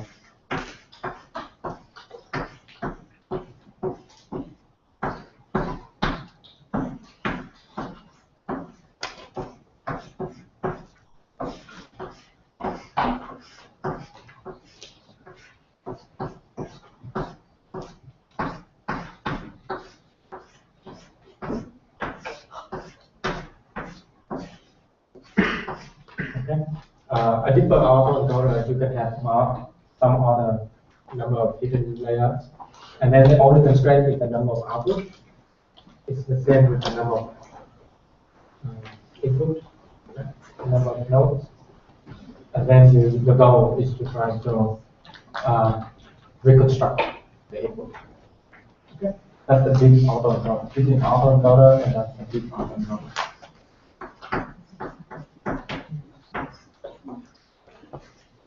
And then you might maybe increase the number of layers, right? So again, I want to go back to the idea that Jack Newton had, right? And Joshua Bell and many others had. The idea was that basically neural networks was difficult to train, and the claim was that if you train this way, okay, or you train that way, and then after you've done training, you remove the last layer, and then you tack on the label, and then you continue the training using label data, right? And then that way you can actually initialize your supervised network with a network that being trained using unlabeled data before, right? And then the other idea is actually train repeatedly one layer at a time. So let's suppose that you have a deep network to do classification. Okay, it would have 10 layers. Then you try to learn one layer autoencoder at a time, right? And then after you done training, you keep forward so that you have the feature, and then train another autoencoder, and then keep going until you train 12 autoencoders. Right. And then in the last stage, you tack on the label, and then use it to train your supervision. And that's called unsupervised learning, unsupervised feature learning. Okay.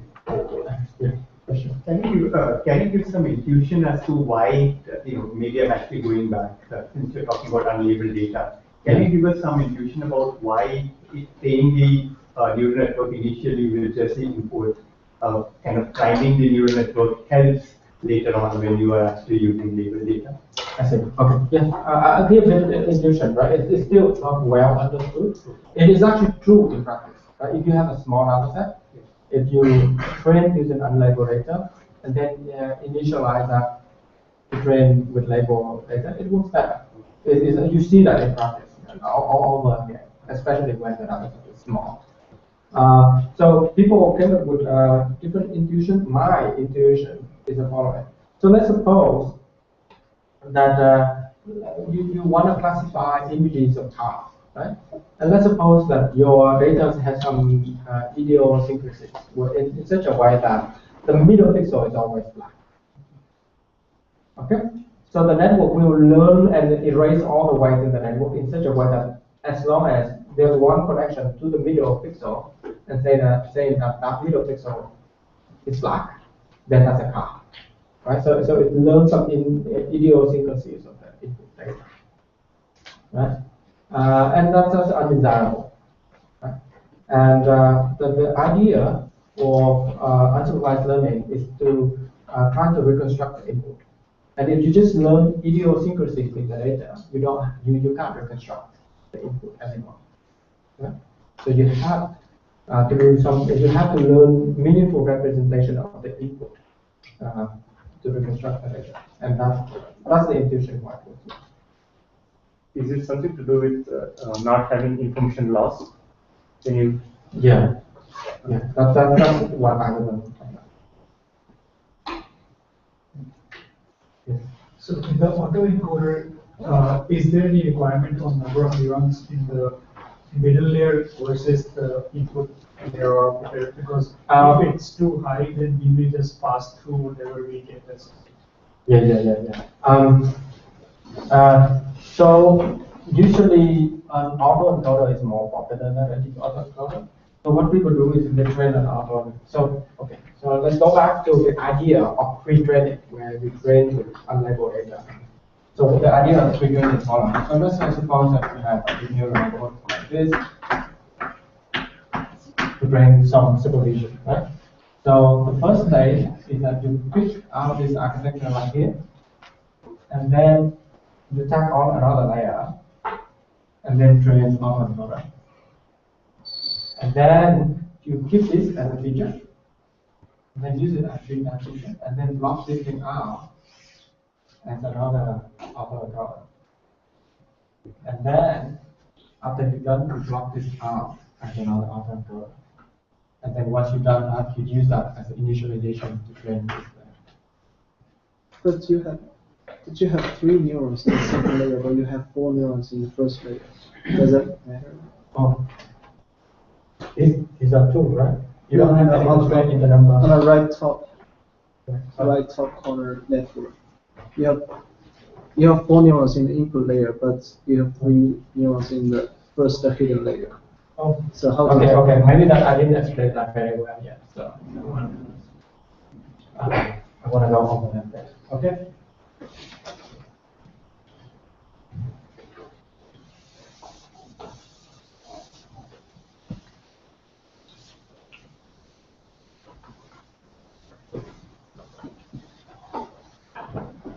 So the neural network looks like maybe 4, 3,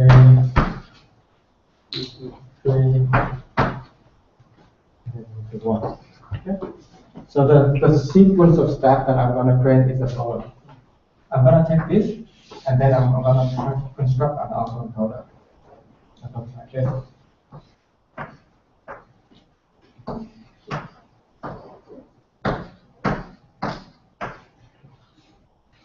Okay, and the parameter is W1, give me W1 prime.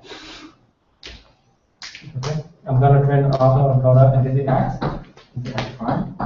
I'm going to try to approximate X with X prime. Okay, so that's the first step. And then after I'm done, I take W1 and plug it in here.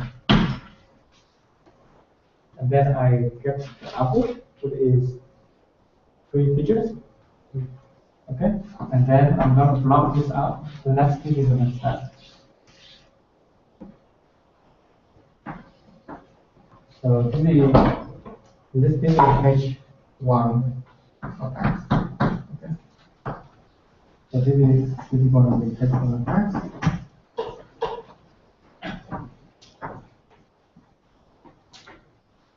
This is H1 prime. This is W2. Right. Okay. So I'm going to train another autoencoder where I take W2, I can put here, and then I train W2 prime here, and then H1 of X is constructed by taking the input data, multiply by W1, and apply some nonlinearity and write that. And I'm going to train an autoencoder to approximate H1. Does that make sense? And then you deploy until you get. I think you got it. And then you train that layer. So at each step you use a different set of unlabeled data? Any? You have to move forward. You take your X, you multiply so that you have the result. Right? H1 is the data being and is the output. That's when you have access input. So you use the same set of unlabeled examples. Yeah, but you were talking about, aggregating different autoencoders from one to another. In this case, is it still the same idea, or you obtain a X prime, a different representation of X, and then you keep going with the same? So my data set is basically the set. Right? And then in the first step, I'm going to train an autoencoder to learn W using my data X. After I'm done training, I'm going to take X and multiply with my W1 and get some representation. Okay? And use it as my new data. Okay? Question? Can you think of any reason you might want to have more hidden units in one of the hidden layers in a multi-layer autoencoder than you have input? And usually people say you want a compressed representation where the number of neurons is smaller than the input, but it doesn't have to be. That makes sense. But in like a deep sort of autoencoder, can you think of like some kind of practical reason that might be to have? People say that there's certain non-linearity in the data that you can capture using a deep neural network rather than shallow neural network. So let's suppose that so this is basically, so if you go back to the autoencoder here, right? This is basically compression, right? Data compression using either some kind of non-linear function or linear or less linear function, right? There might be that your data has some non-linear properties in it that you can compress using a better deeper network than shallow network. People observe that for EDG as indeed the case. But the purpose of an autoencoder as a pre-training step is not just about compression. It is just about learning some representation that could be good as an initialization for a deep neural network. So you basically train the autoencoder and then use that as the input for the regular neural network using with backpropagation. Yeah. But when you train your backpropagation, do you use backpropagation to modify the parameters that you've learned during the encoding stage? That's a great question. So first you train this layer only, okay, using backpropagation, and then after you've done that, you train everything. Because at the beginning it's going to be random, right? So you don't want this randomness here modifying everything. Right? But after you train this, you could allow to train everything. Okay.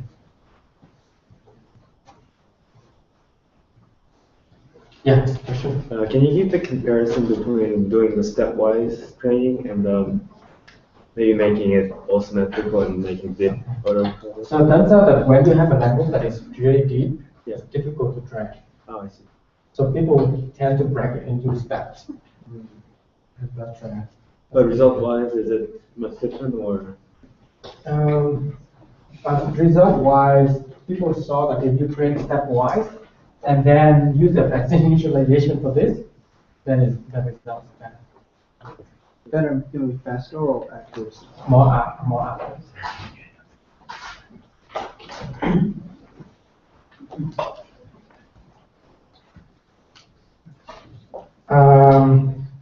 I still have a few things to present, but maybe I can stop there and then we can keep going tomorrow. But I welcome questions now, and if you have anything, I will be.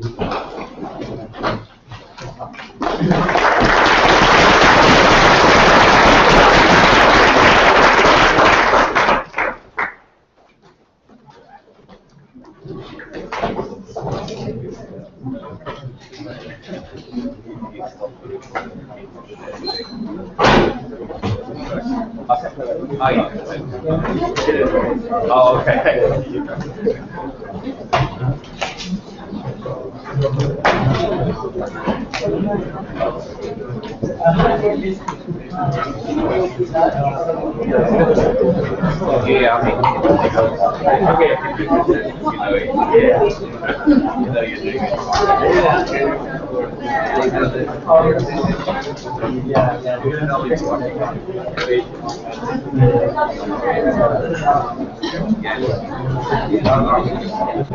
Anything to do with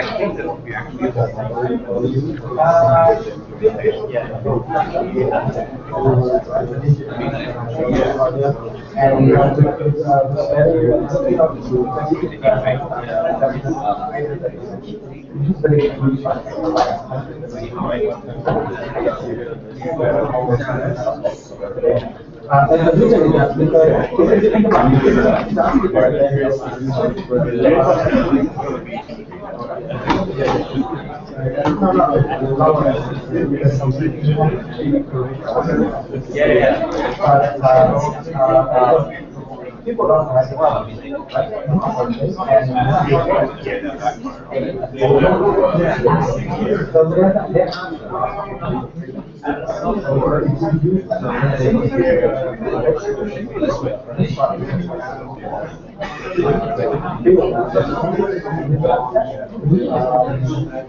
I don't know.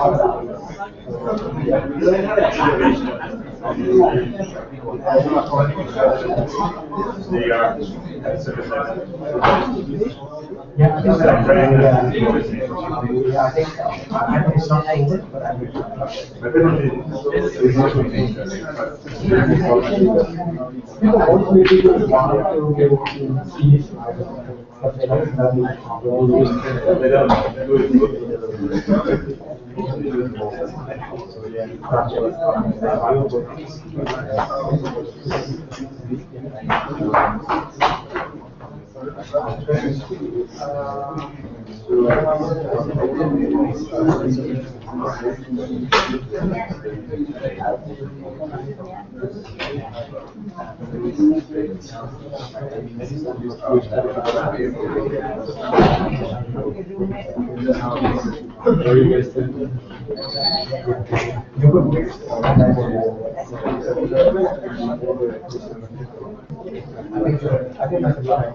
I don't think that is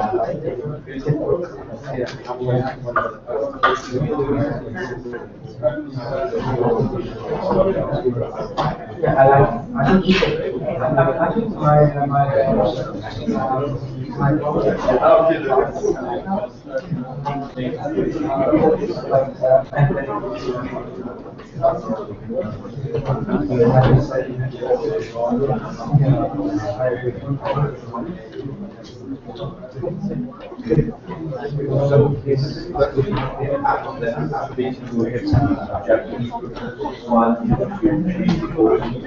Right? And then basically convert this order number into classifier, you basically lose the order. Like, you basically keep off on the order way, and instead try to classify which. So does it make sense to like go back and forth between the you have like a way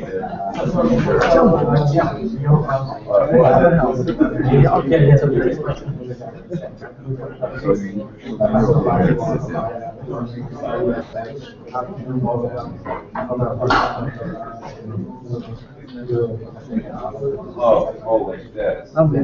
Only on the white side. I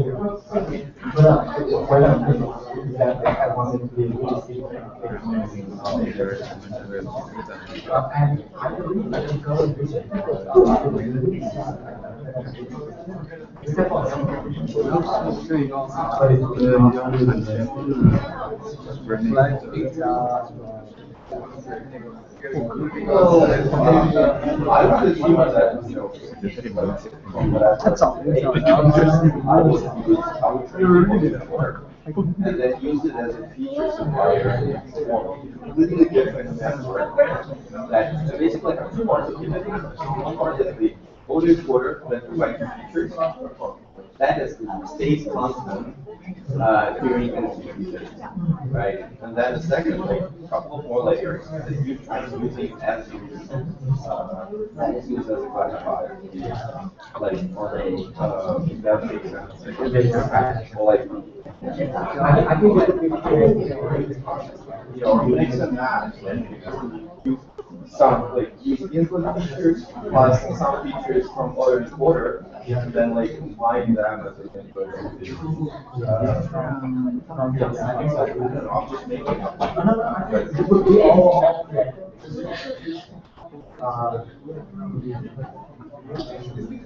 I think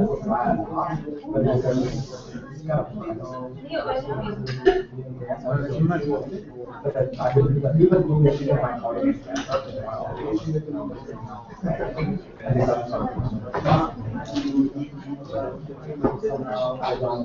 because you can't try it,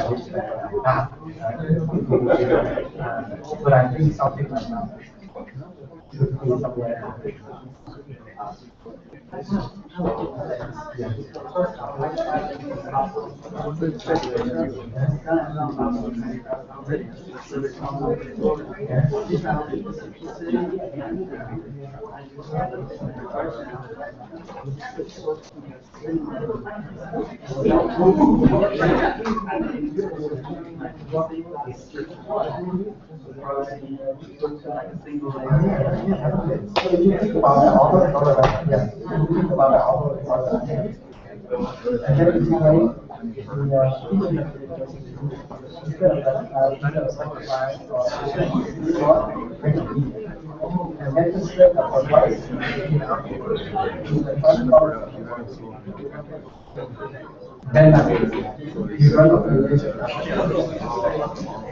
It's a bad PCI because you run it and also get to the logo. PCI you this method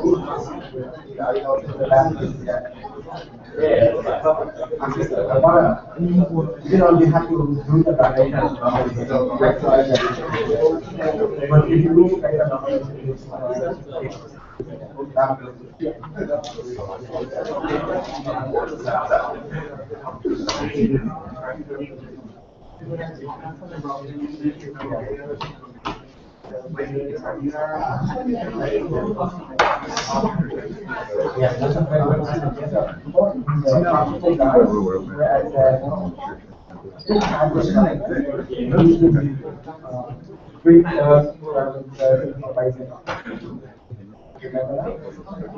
Yeah, this is any of those applications. I don't have very good about that.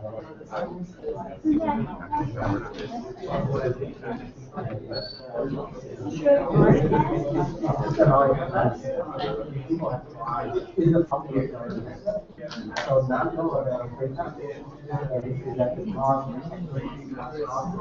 This is like that's all.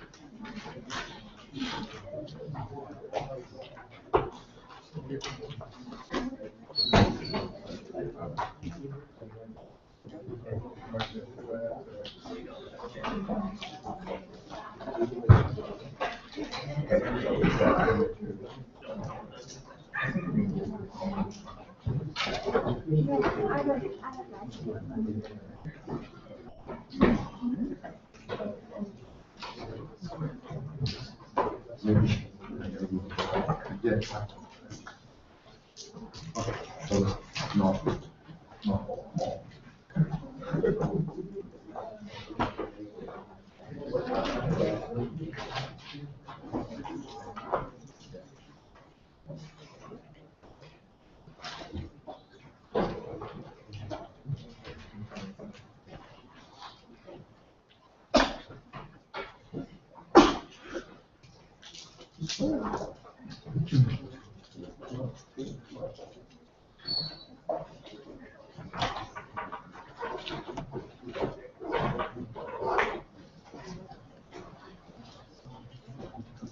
Okay, I didn't find the button to turn off this one. Oh, that's fine. Oh, just the front. Oh, actually. I think it's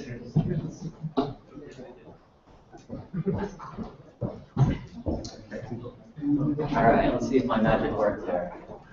Oh. All right. Okay, awesome, thanks. Is it recording now? Or no, we haven't started yet? Okay, let's start. So, thanks for just the other week. So, it's a long day. And it's raining on Pittsburgh, so it's the summer. So, remember what we talked about yesterday. So, the data is parsed. You can store row by row or store column by column. So, we show you how to compute the niches on the vector here. So, it's quite simple. You run some approach.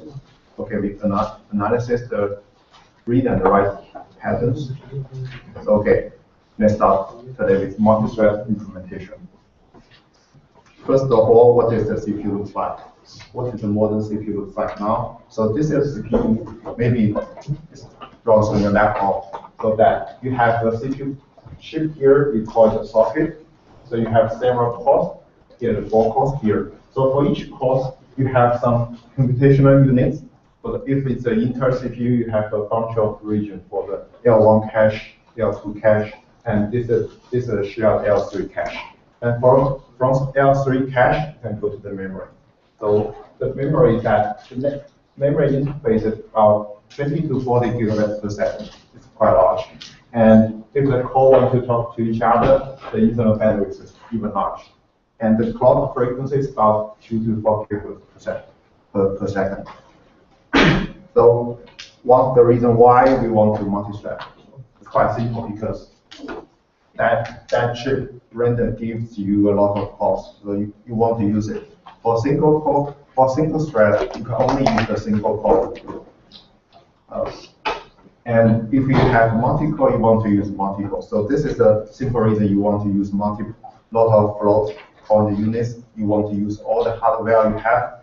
And for the sparse matrix, there's another important reason that you can use multi-core to hide memory latency, because we have speak yesterday. If you have the data on the main memory, if you want to compute this data, do any multiplication or anything, the CPU should lay the data first on the register. So if the data is on memory, how you do that is that you first load data on the L3 cache, go to the L2, go to the L1, go to the register. So this is a long journey. So because the light is travel so slowly, so even that you have slow distance, you need to take some time. On this case, you need to take about 100 cycles. So if the thread wants to read data and the data is not here, you need to wait 100 cycles. Because for the sparse matrix, you have a lot of random assessment, so maybe you want to wait a lot. So for ordinary thread, for the sparse data, what do? That doing some computation, waiting, some computation, waiting. So it's not so efficient. Given the large bandwidth, it's really hard for a single thread to use all these bandwidths. So on this case, it's a good idea to have multi-thread, so they can share the bandwidth, they can hide the memory latency. And for the sparse data, there's another thing that even if you only have a single core, maybe you can run multi-thread on the single core, because during this thread waiting the data, you can let another thread use this hardware. So this is what Intel hyper-threading is. So here we introduce a very simple multi-thread model for you to. So this thread model is quite simple to understand, and it's quite powerful to write some multi-thread machine learning algorithm. So the model is that you can create a pool. The pool is associated with multiple threads. So here you can create a pool with n thread at the beginning. Then you assign some tasks to this thread. You can assign a lot of tasks to this thread, to this pool, and start this pool. When it starts, each thread begins to take the unfinished task from the pool, and if this task is done, they fetch another task here. So this is an example that you have 6 tasks. So thread 0 goes to 1, 2, 4, and it starts here. So in this case, if the task, all the tasks have the same execution time, so it's perfect. But the reality is not so good because you have tasks may have different execution times. On this case, maybe you want to create multiple tasks with a number much larger than the number of threads you have. So you can have less tasks, small tasks, so the thread will be able to do some load balance for you.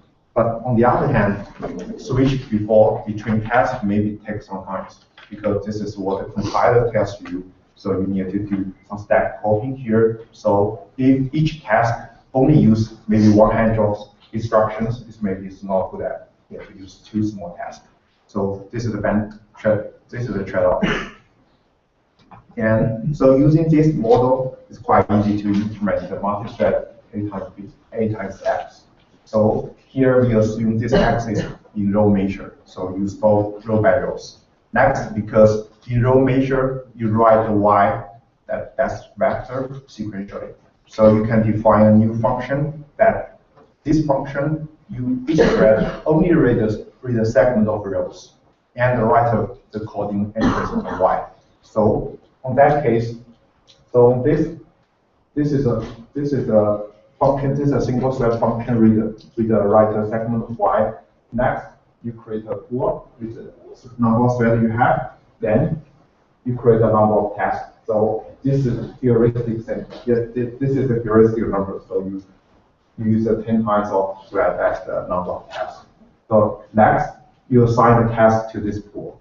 For each task, this is the whole row range you have. You even divide the row range and pick up the i's, even divide this i's and give back and y to that pool. So it's a C++ 11 lambda function. So it makes the code a little bit easier to read. So the compiler will create a function for you. So it just makes the things easier, and the performance is not bad. So on this case, you add all these tasks to this pool. Next, you start it. So it's done.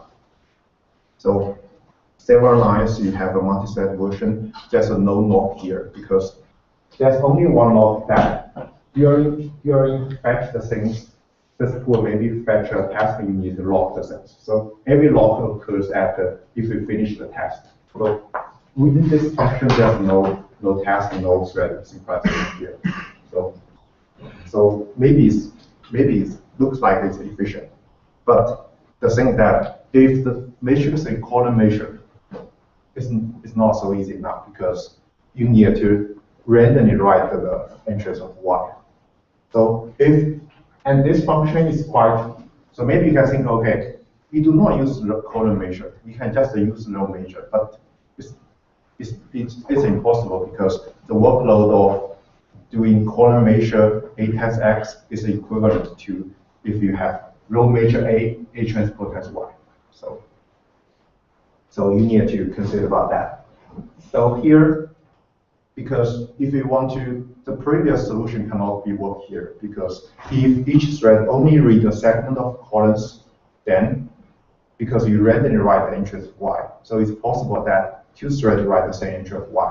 If we do not do any synchronization here, there's no guarantee the correctness. So if two threads write the same at the same time, so who knows what happens? Okay, so here are some solutions. First of all, you can convert the column measure measures into row measure measures. So this is not a stupid idea actually. So you convert takes some time, but if you have enough memory and you need to run that A transpose times Y or a lot of times, for example, you run a multiple iteration learning algorithm, you need to run multiple times. Maybe it's a good idea to do some pre-processing at the beginning. So okay, so converting cost, we will analysis what is converting cost. So it maybe take 2 or 4 measures time times vector times.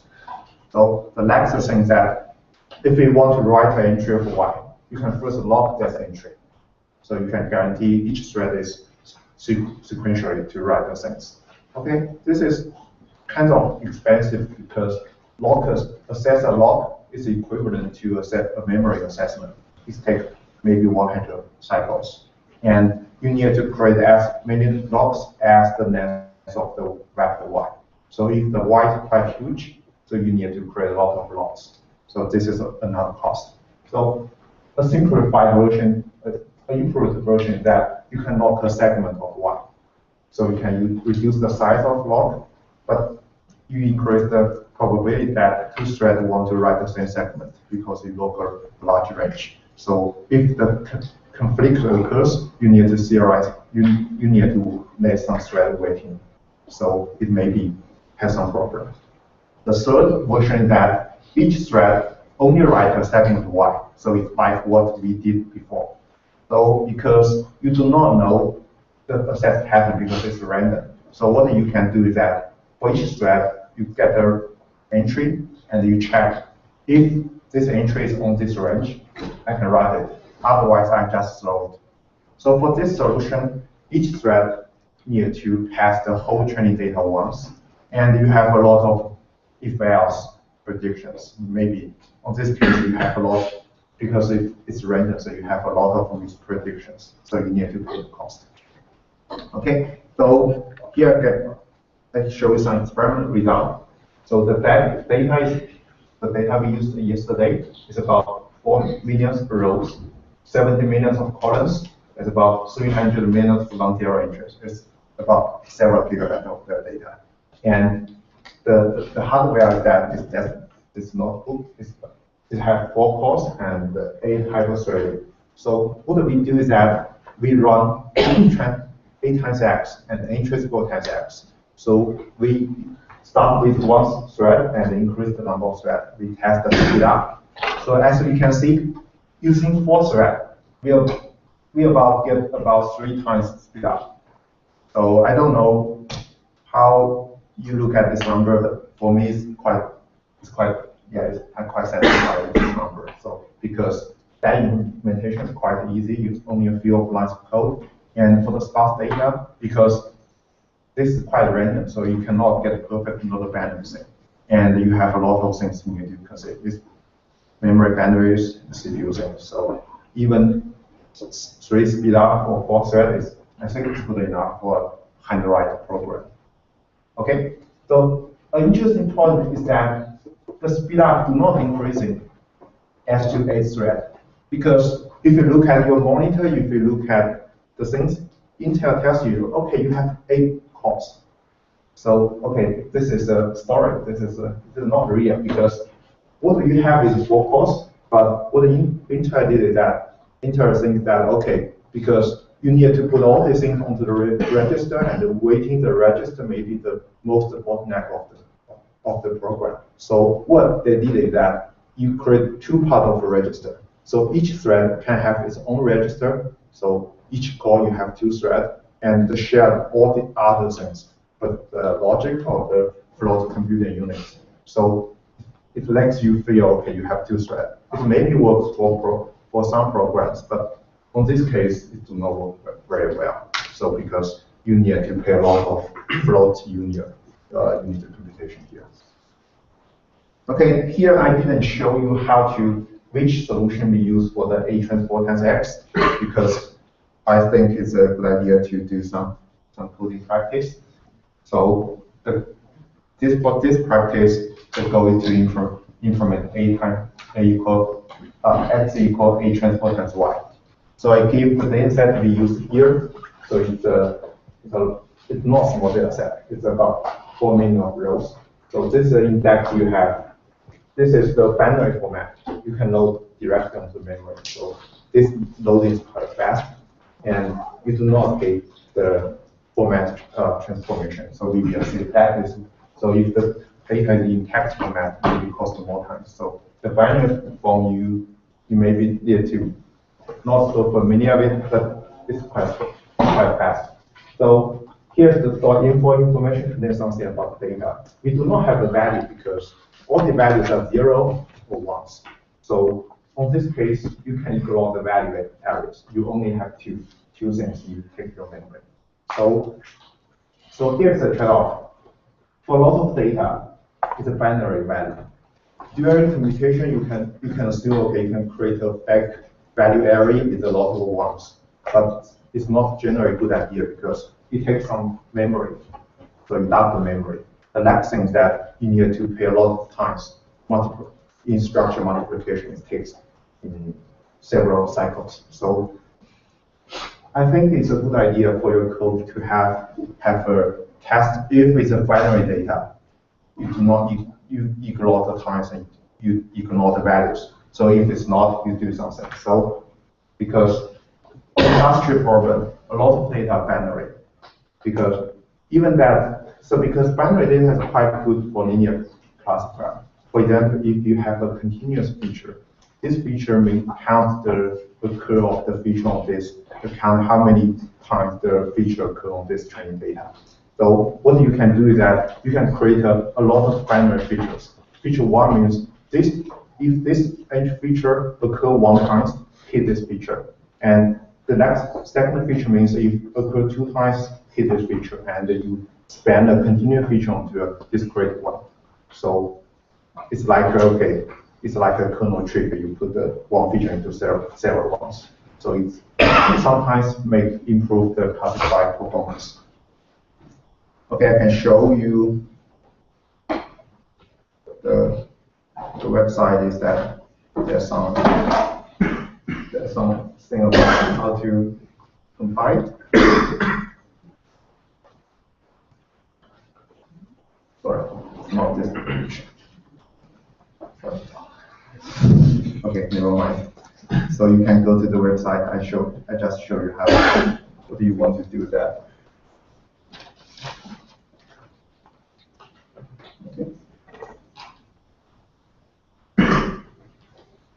Okay, you will have, I provide some code you can reuse, or you can just use the data implement by your own. So if we use this code, so if this is, I have already implemented multi-thread real measured version. So this is what we have discussed before. So if it's column measure you want to implement here, it's a to-do.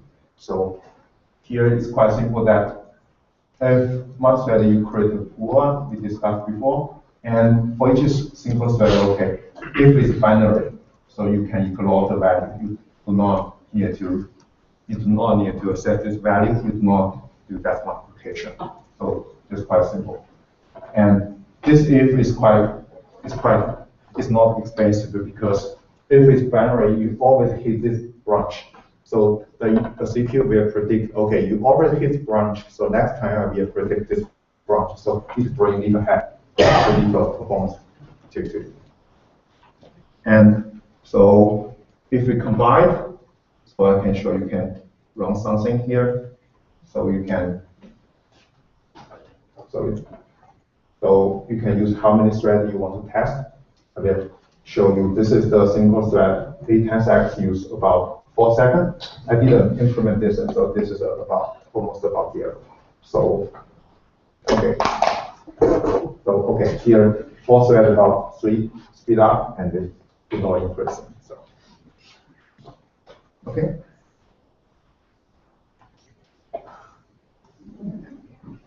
So the next question there's 2 formats.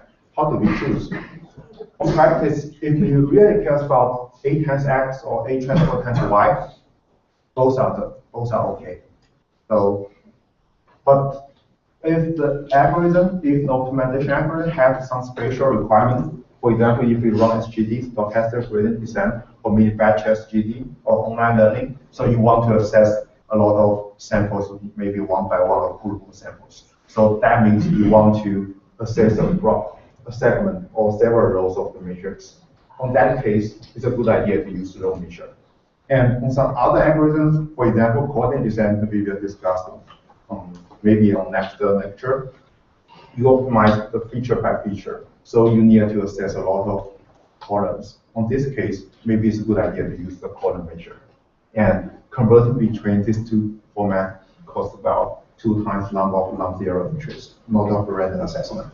So okay, it's not so cheap, but it's also reasonable time can be finished. And next, if we want to use more operations, for example, if we want to use matrix times matrix, use SVD, use UID decomposition. So if we want plus, not tag, so what you can do is that here's a book. And this guy also write the seal spot, this is library. This has been used for MATLAB. Okay, this is the reason why MATLAB is not so efficient on the sparse matrix. So but I think the multi-thread is quite good. For the Agon 3 is, as has been introduced before, okay. I think it's the most powerful C++ library nowadays. But it's really good on that data. But on sparse, maybe there's some gap between these 2. But I don't think Agon 3 have multi-thread sparse operation. So that's the reason why we want to introduce how to do matrix times a vector on the multi-thread things, because Agon 3 do not do it for you. If he did, maybe we can just ignore this one. So the general suggestion is that using library as much as possible. Do not write its own only by yourself, because you need to implement a lot of operations and it cares about the numeric stability and it cares a lot of things. So, but for some important operations, for example, A times X, your optimization algorithm mainly use that things.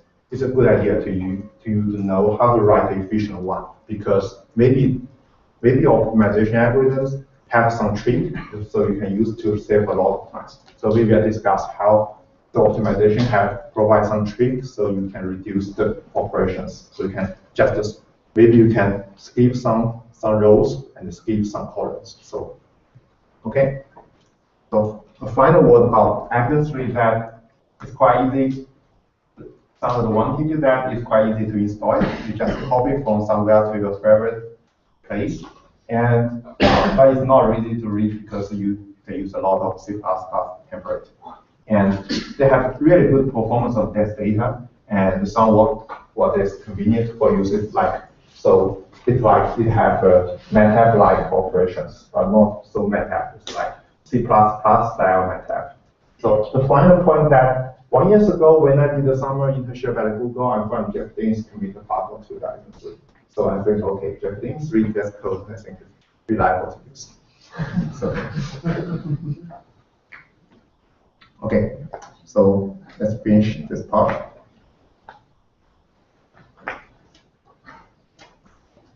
Okay, let's start with distributed optimization. So first, why? The motivation is that if the data is really big, the machine are the most expensive price of the resources. Because if you use EC2, you want to pay a good price and maybe $1 per hour for one machine. And if you have your own cluster, you need to pay the electricity. So we should to find the solution as economic as possible. That means if you several iterations for your algorithm, you maybe save hundreds of machine times. That means hundreds of dollars. If your implementation saves maybe 50% of the running time, you also reduce the cost. So maybe you can write things run some MATLAB and takes several seconds to run, but on some really hard program, it takes some hours to run and several machines. So if you really can reduce the performance a little bit, you can save a lot of things. And this is not a good example. So several months ago, we submitted a paper, we do some experiments. Alex said, okay, we are using a megawatt of power now. So it's about 0.1% of a nuclear reactor. So this is only for publication. It's not a good idea to run the things because it takes maybe $1,000 of money each hour. So the objective function we consider about is regularized minimization. So you have F and G. F is the loss. It's based on all the ranges you have. The G is the regularized. You control the model capacity. You maybe have some special things about the model. For example, if you use L1 regulator, you can have a sparse model. I think L1 regulator is quite important if you have a lot of features because it did some feature selection for you, and that controls the size of the model. So if you have 100 billion of features using a sparse regulator, you can reduce to 1 billion, and you can control the size of the model. And for real production, a small size of model is quite a good idea because you need to move this model to some online machines. Maybe you have 1,000 machines. Moving 1 gigabyte of model takes a lot of time. So 10 gigabyte model is not a good idea. And for some online survey machines, your memory is precious because you run a lot of productions. The memory saved for this model is limited, so you need to control the model size. And so I think Zico and Alex has talked a lot about how you have a lot of loss to choose, you have a lot of regulators. For here, we just view it as a convex optimization. So that means, and we focus on the large scale, that means we have a lot of data. Yeah, we show what data looks like, how large the data can be. And you have some real constraint that you have limited bandwidth between machines. and this data may be even growing on real time. So on this lecture, we will discuss two algorithm style, one's batch, one's online. So the batch is the most common way to run things. So you first get the data set on your disk or some GFS and run on this data set and get the model. So I think this is a common way we do machine learning, we write papers. So for the online things, that the data is coming online. So you have some data, and then for the spam filter, email spam filter, you generate, every minute you generate some data. For the computational advertising, also you generate data. And also the content recommendation. So each time you generate some data, and you have some old data. So you want to update your model using your new data, and they use the updated model, goes to online to serving the service, and again get some data. So it's a loop. So it's online. For real application, maybe it's an online problem. Maybe you can still have some batch learning because maybe you can update your model every day once. So you first gather a 1 year log, then a new day log coming, you append that new day onto the 1 year log and train the model from zero, from the initial point and again. So this is a good idea because looks like a bad idea because it takes a lot of computational power because you need to pass the whole data each day. It's a good idea for some industry because it's quite stable. So you have a lot of data, even the new data is quite here, and something bad happens, you can still produce a good quantitative models. So batch learning produce a really stable model. But for online learning, yeah, you gain something. One that is very fast because you only need to touch the rest of the data, maybe several days. The other thing that the online learning can moderate some new things. Maybe this is a holiday, maybe people have some rapid speed change during today, so the online things can capture that time series things. But the bad thing that, okay, so if someone wants to spam you, if some guys want to do something stupid, so that online may be not so stable. So on practice, what we do is that we train a batch model for each week, for example. And then based on this batch model, we train some online things. And one week later, we train a batch model again. So we keep that, we model in the new data, also we reduce the variance. Okay. But here we focus on the optimization part. So once batch, once online. So this is, so Alice is your slide, so you are coming with. Okay, first let's talk about batch. So I think everybody knows convexity. So everybody knows convex set, convex function. And so a good thing about convexity is that any local minimum is also global minimum. That means if you converge to something, and it's really something, so it's really the point you want to get. So you can prove the things that if you have two local minimum, it's not possible for convex function because if you draw a line between these two ones, by the convexity means all these things should be below this one. You cannot above this one. So you cannot, there's should no thing between this line about it. So every local minimum is a global one. But it's not true for non-convex functions. If the blue line is a non-convex sense, so you can have two local minimum here. But I think most of the people have been taught that do not use non-convex things because local minima is not good idea. Local minima is evil. But on practice, a lot of things, a lot of models are non-convex. For example, neural network, a lot of models. And on practice, even that each time you get a local minima solution, it's good enough. So if it's not good, it's not because the learning algorithm is not good because maybe you didn't get the right parameter. You need to tune something. For the neural network, you need to set maybe how the connection, the layer, something like that. Maybe so. If you set the right parameter, you always get the not so bad local minimum. Okay. So let's start with the most simple gradient descent. So first consider one-dimensional problem. So the goal is that you find the x such that the first gradient of x equals to 0.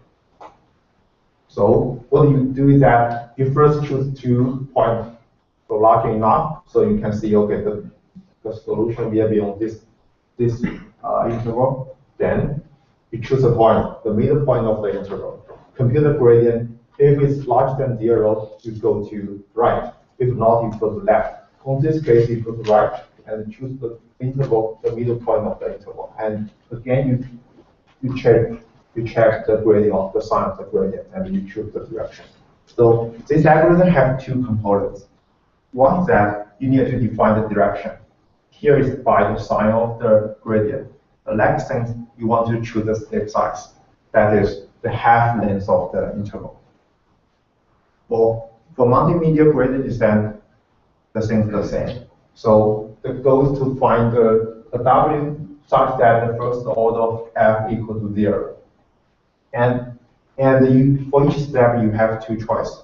You have 2 things you want to consider about. One is the direction, one is the step size. So the direction is that you use the left opposite direction of the first order gradient is first order. So and the step size you want to choose is the eta t here. So each time you start with some point and work along with the direction with some step size and then work along here. So each time you update Wt by minus a learning rate times the first order gradient. So the thing you want to consider about is, first of all, how to choose the learning rate. So you have several theoretics guidelines how to choose it. One is that if f is Lipschitz continuum, is given Lipschitz. So Lipschitz means how smooth the function is. So that means for any x and y, if the difference between fx and fy is less than L times the distance between x and y. So it bounded the change. It bounded the change of the f. So if it's true, so you can use in decay learning rate. You choose that eta t equal to 1 over square t. So if t goes larger, the learning rate goes too slow. In this case, if we want to converge to an efficient good solution, that means this is the best solution you have. It's convex, it's a unique. It's not unique, but yeah, it's several, but object function will be the same. Okay. And if you want to converge to that, means you are on the efficient ball within this optimal solution. So you need to pay 1 over efficient square iterations.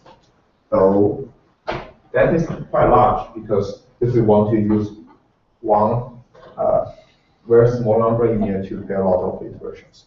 So this is a very general case. So I think Lipschitz is the most relaxed assumption about f. So if you assume something more, you can get a faster conversion rate. Here's one example. So if you assume the gradient of f is Lipschitz, so that means how smooth the gradient changes. So that is a stronger assumption than previous because you now see the change of f, which the gradient also be upper bounded by. So on this case, on this function is much smoother than the previous assumption.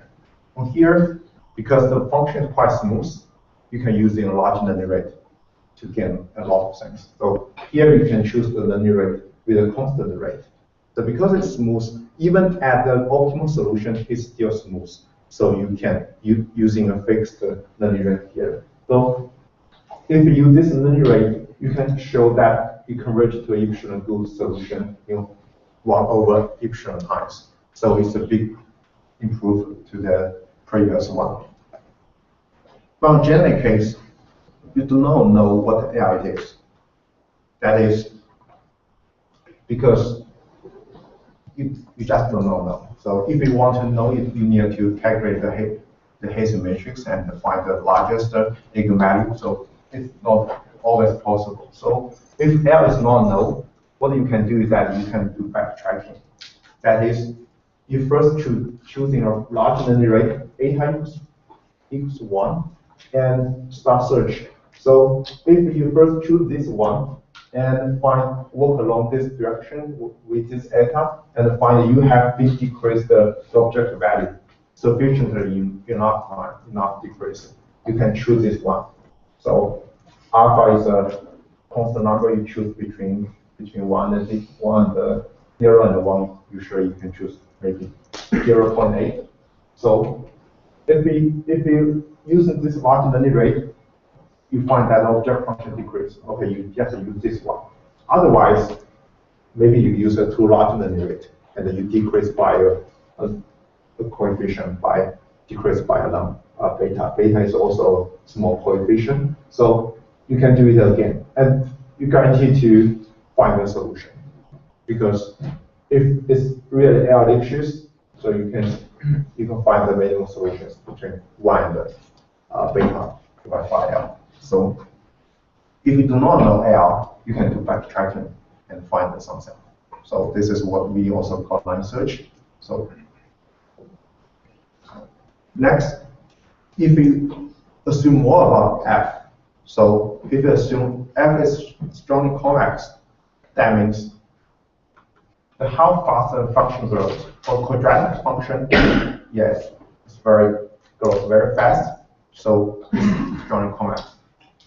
Formally, you can think, okay, FYI is greater than fx times the first order approximation and also some quadratic terms. So if f is strongly convex, so you can using a new learning rate, also fixed constants, and on this case, you can converge to a efficient solution on the even smaller iterations. So this is almost the strongest assumption you can assume about the f. So how about if f is not strongly convex? The trick that, okay, you can using a quadratic regularization so that you can make this things become strongly convex. And sometimes it makes the converge very fast. Sometimes maybe you have some problem. You have some problem with that things. So the next thing that, okay, there's a lot of research on the past few years about accelerated gradient descent. That is, rather than use the previous point, we can use something between the old one and the second old one. That is, using a line between WT and WT minus 1. So if the t goes to large, it's like, okay, the second coefficient goes to almost 1, and that means okay, this is a midpoint between WT and WT minus 1. And you use this u as the search point. So you can be the gradient on this u and minus the learning rate based on this one. So there's no good geometric explanation of these things, but you can show that even f is almost not so large function is just the L-licious, and you can fix the learning rate, constant learning rate, and then you can show, okay, you can converge very fast here. And this is shown by Lestrov and have been published a lot of papers on XML names on the past years. And on some cases, on practice, if you choose the right learning rate, it's really converge fast. But the problem is that it's quite sensitive to the learning rate you choose. Maybe you do not choose the correct one and you do not converge, and you choose the correct one and then you converge fast. So, so it depends on you. So if you like to tune in the things, you can use this one. If you do not like tuning things, you can use the other things. Okay, here's all about how to choose the learning rate.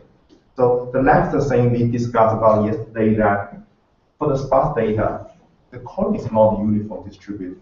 You have some very dense feature, you have a lot of sparse feature. So how to model these things? So the problem is that if you compute the gradient on this sparse data, you have some gradient have very large value in the dense feature, and on the sparse feature, the gradient have very small value. So if we use the same learning rate to the gradient, then that means you cannot use a very large value, because if you use a larger one, maybe you can have converge problem, because the large value you cannot work a very long step size on this very dense data. And if you use a small value, that means for the sparse feature, you have very small gradient, and times a small learning rate, you just get nothing. So you converge slowly on the sparse feature. So fixed learning rate for all this feature is not usually a good idea.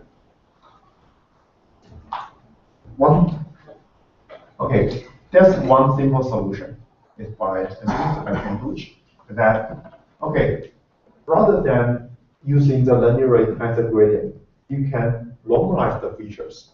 You can do normalization during optimization.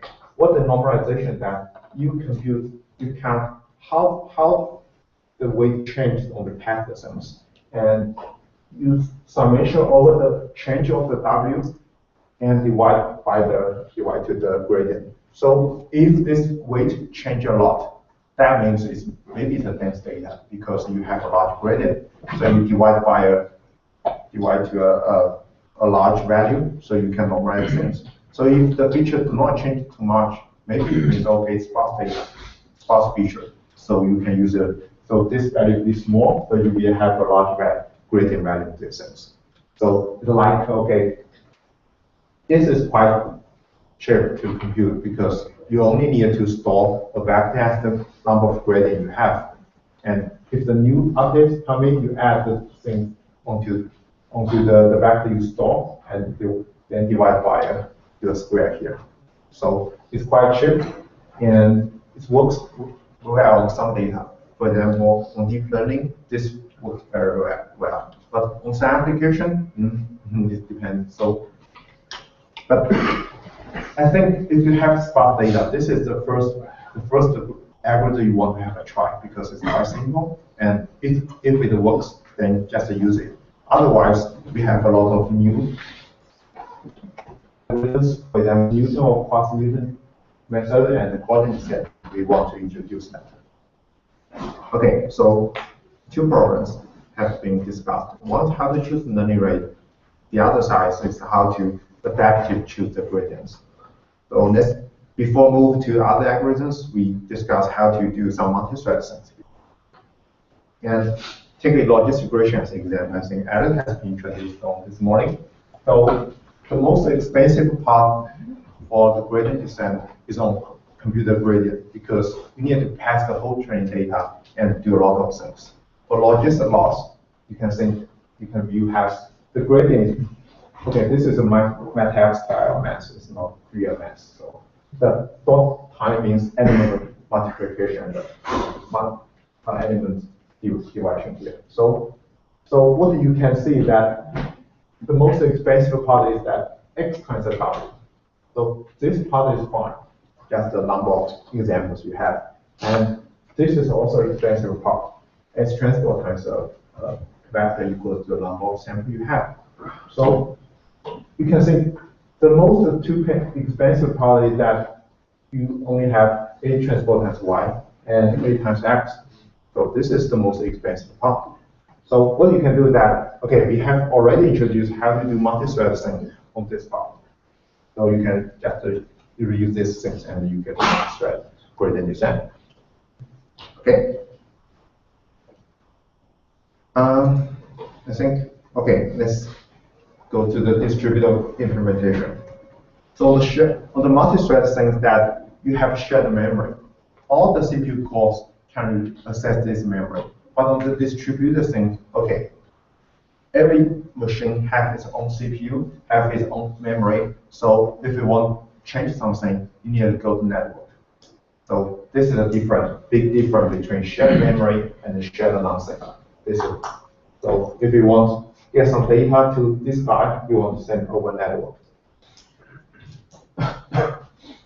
The real network is quite strange, looks like. So this is what the data center looks like. The gray point is the machines, and the red point is a switch. So here you have a red switch connect to a lot of gray point, and then usually this is a rack. You have several machines stacked onto a rack, and there's the top of a rack switch, and this switch is connected by some upper layer switch. So each one connected by the field, and each one also connected by field top of a rack. And then there's a cross data center switch, maybe 1 or 2 or 3 here.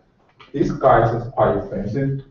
You maybe takes $1 million one for one, and this is quite cheap, and this is maybe not so cheap. So the idea is that, okay, each line means 10 gigabit connections.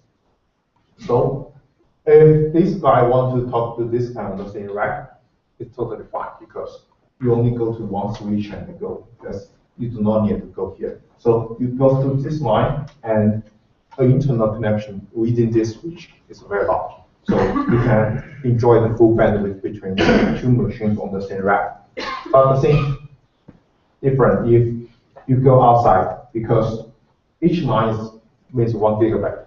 So if you have 20 here, but I have 10 here, so that means you go downside, you have 200 gigabit, but you go outside, you have only 100 gigabit. So this is a difference. On practice, you cannot have 20 switch here because the switch is much expensive than the one machines. So on usual cases, you have much less switch than the number of machines you have. That means if it goes to upper, your bandwidth goes to small. So if we want to talk to the guy not on this switch, on the next switch, so the bandwidth decays. And if we want to go to the data center switch, you want to so you want to a several switch. So one thing that you want to develop a large scale system is that the world is not flat; it's hierarchical. So you have a lot of hierarchical. You have CPU has hierarchical one, L2, L1, L2, L3. Then you have machines, rack, and things. So this world is really hierarchical sensitive. And so there's a huge performance gap between memory reference and the round trip within the same data center. So you have 500 times slows down if we want to read a single value from a remote machine. So usually it's not a good idea to send each small value to a remote node or request a small value from a remote node. So on most cases, you want to send a bunch of data to a remote one, so you can hope to hide the latency between the round trip time. Okay, I think it's 5 o'clock. Maybe we can have some questions and we can stop here.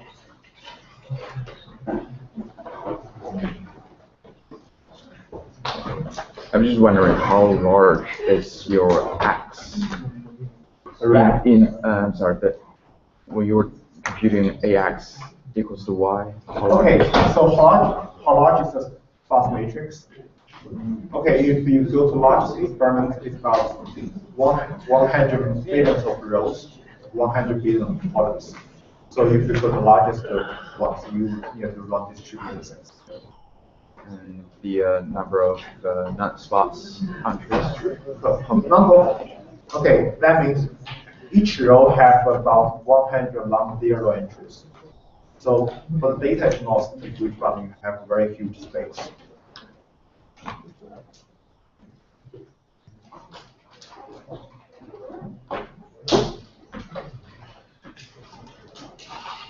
Okay, yes. Thank you.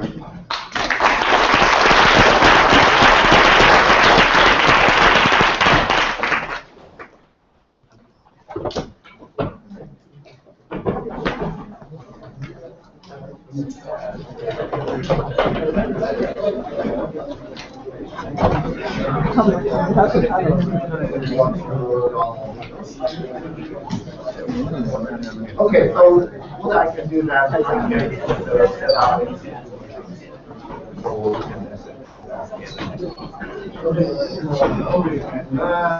Yeah, maybe that's fine. But I think you can just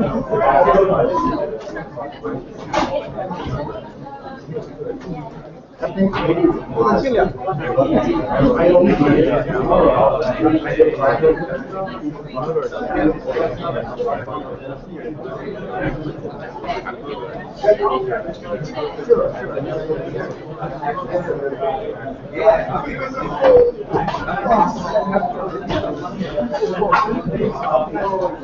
太假了，太假了！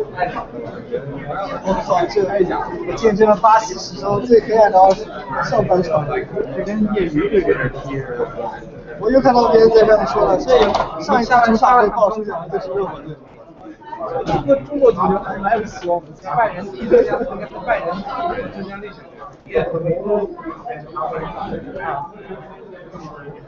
太。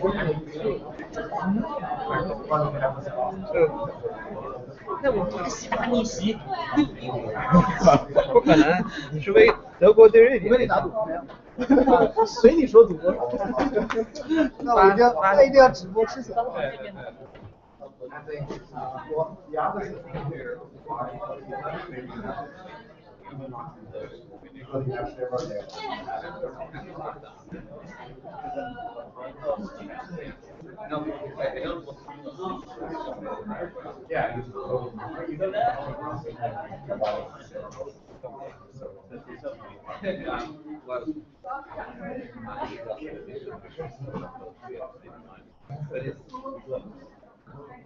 These are upper bounds because it let's take into account that these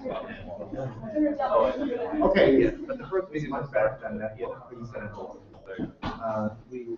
In practice, it will not really be sure. So that edge will not really matter. What do you want to do?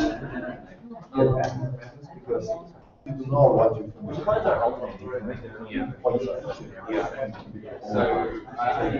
Several mechanisms. Okay, actually, you have that balance is very happy. So, if it lasts, I actually what do you remember? But the balance,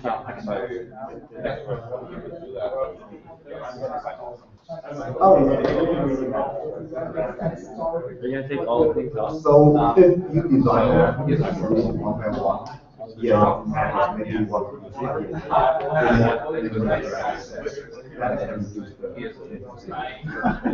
practice maybe you want to design application so that you can get back.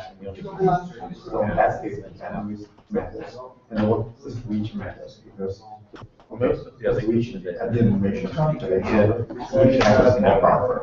So each port these are highly desirable and so this buffer is much more. All this machine talk to all the others, so the buffer is poor, so you get TCP problem. You get rejected by, so you need to reset it. So reset costs a lot of times. So I think it's not a vendor, it's the switch. So the infinite band is probably that you cannot scale to.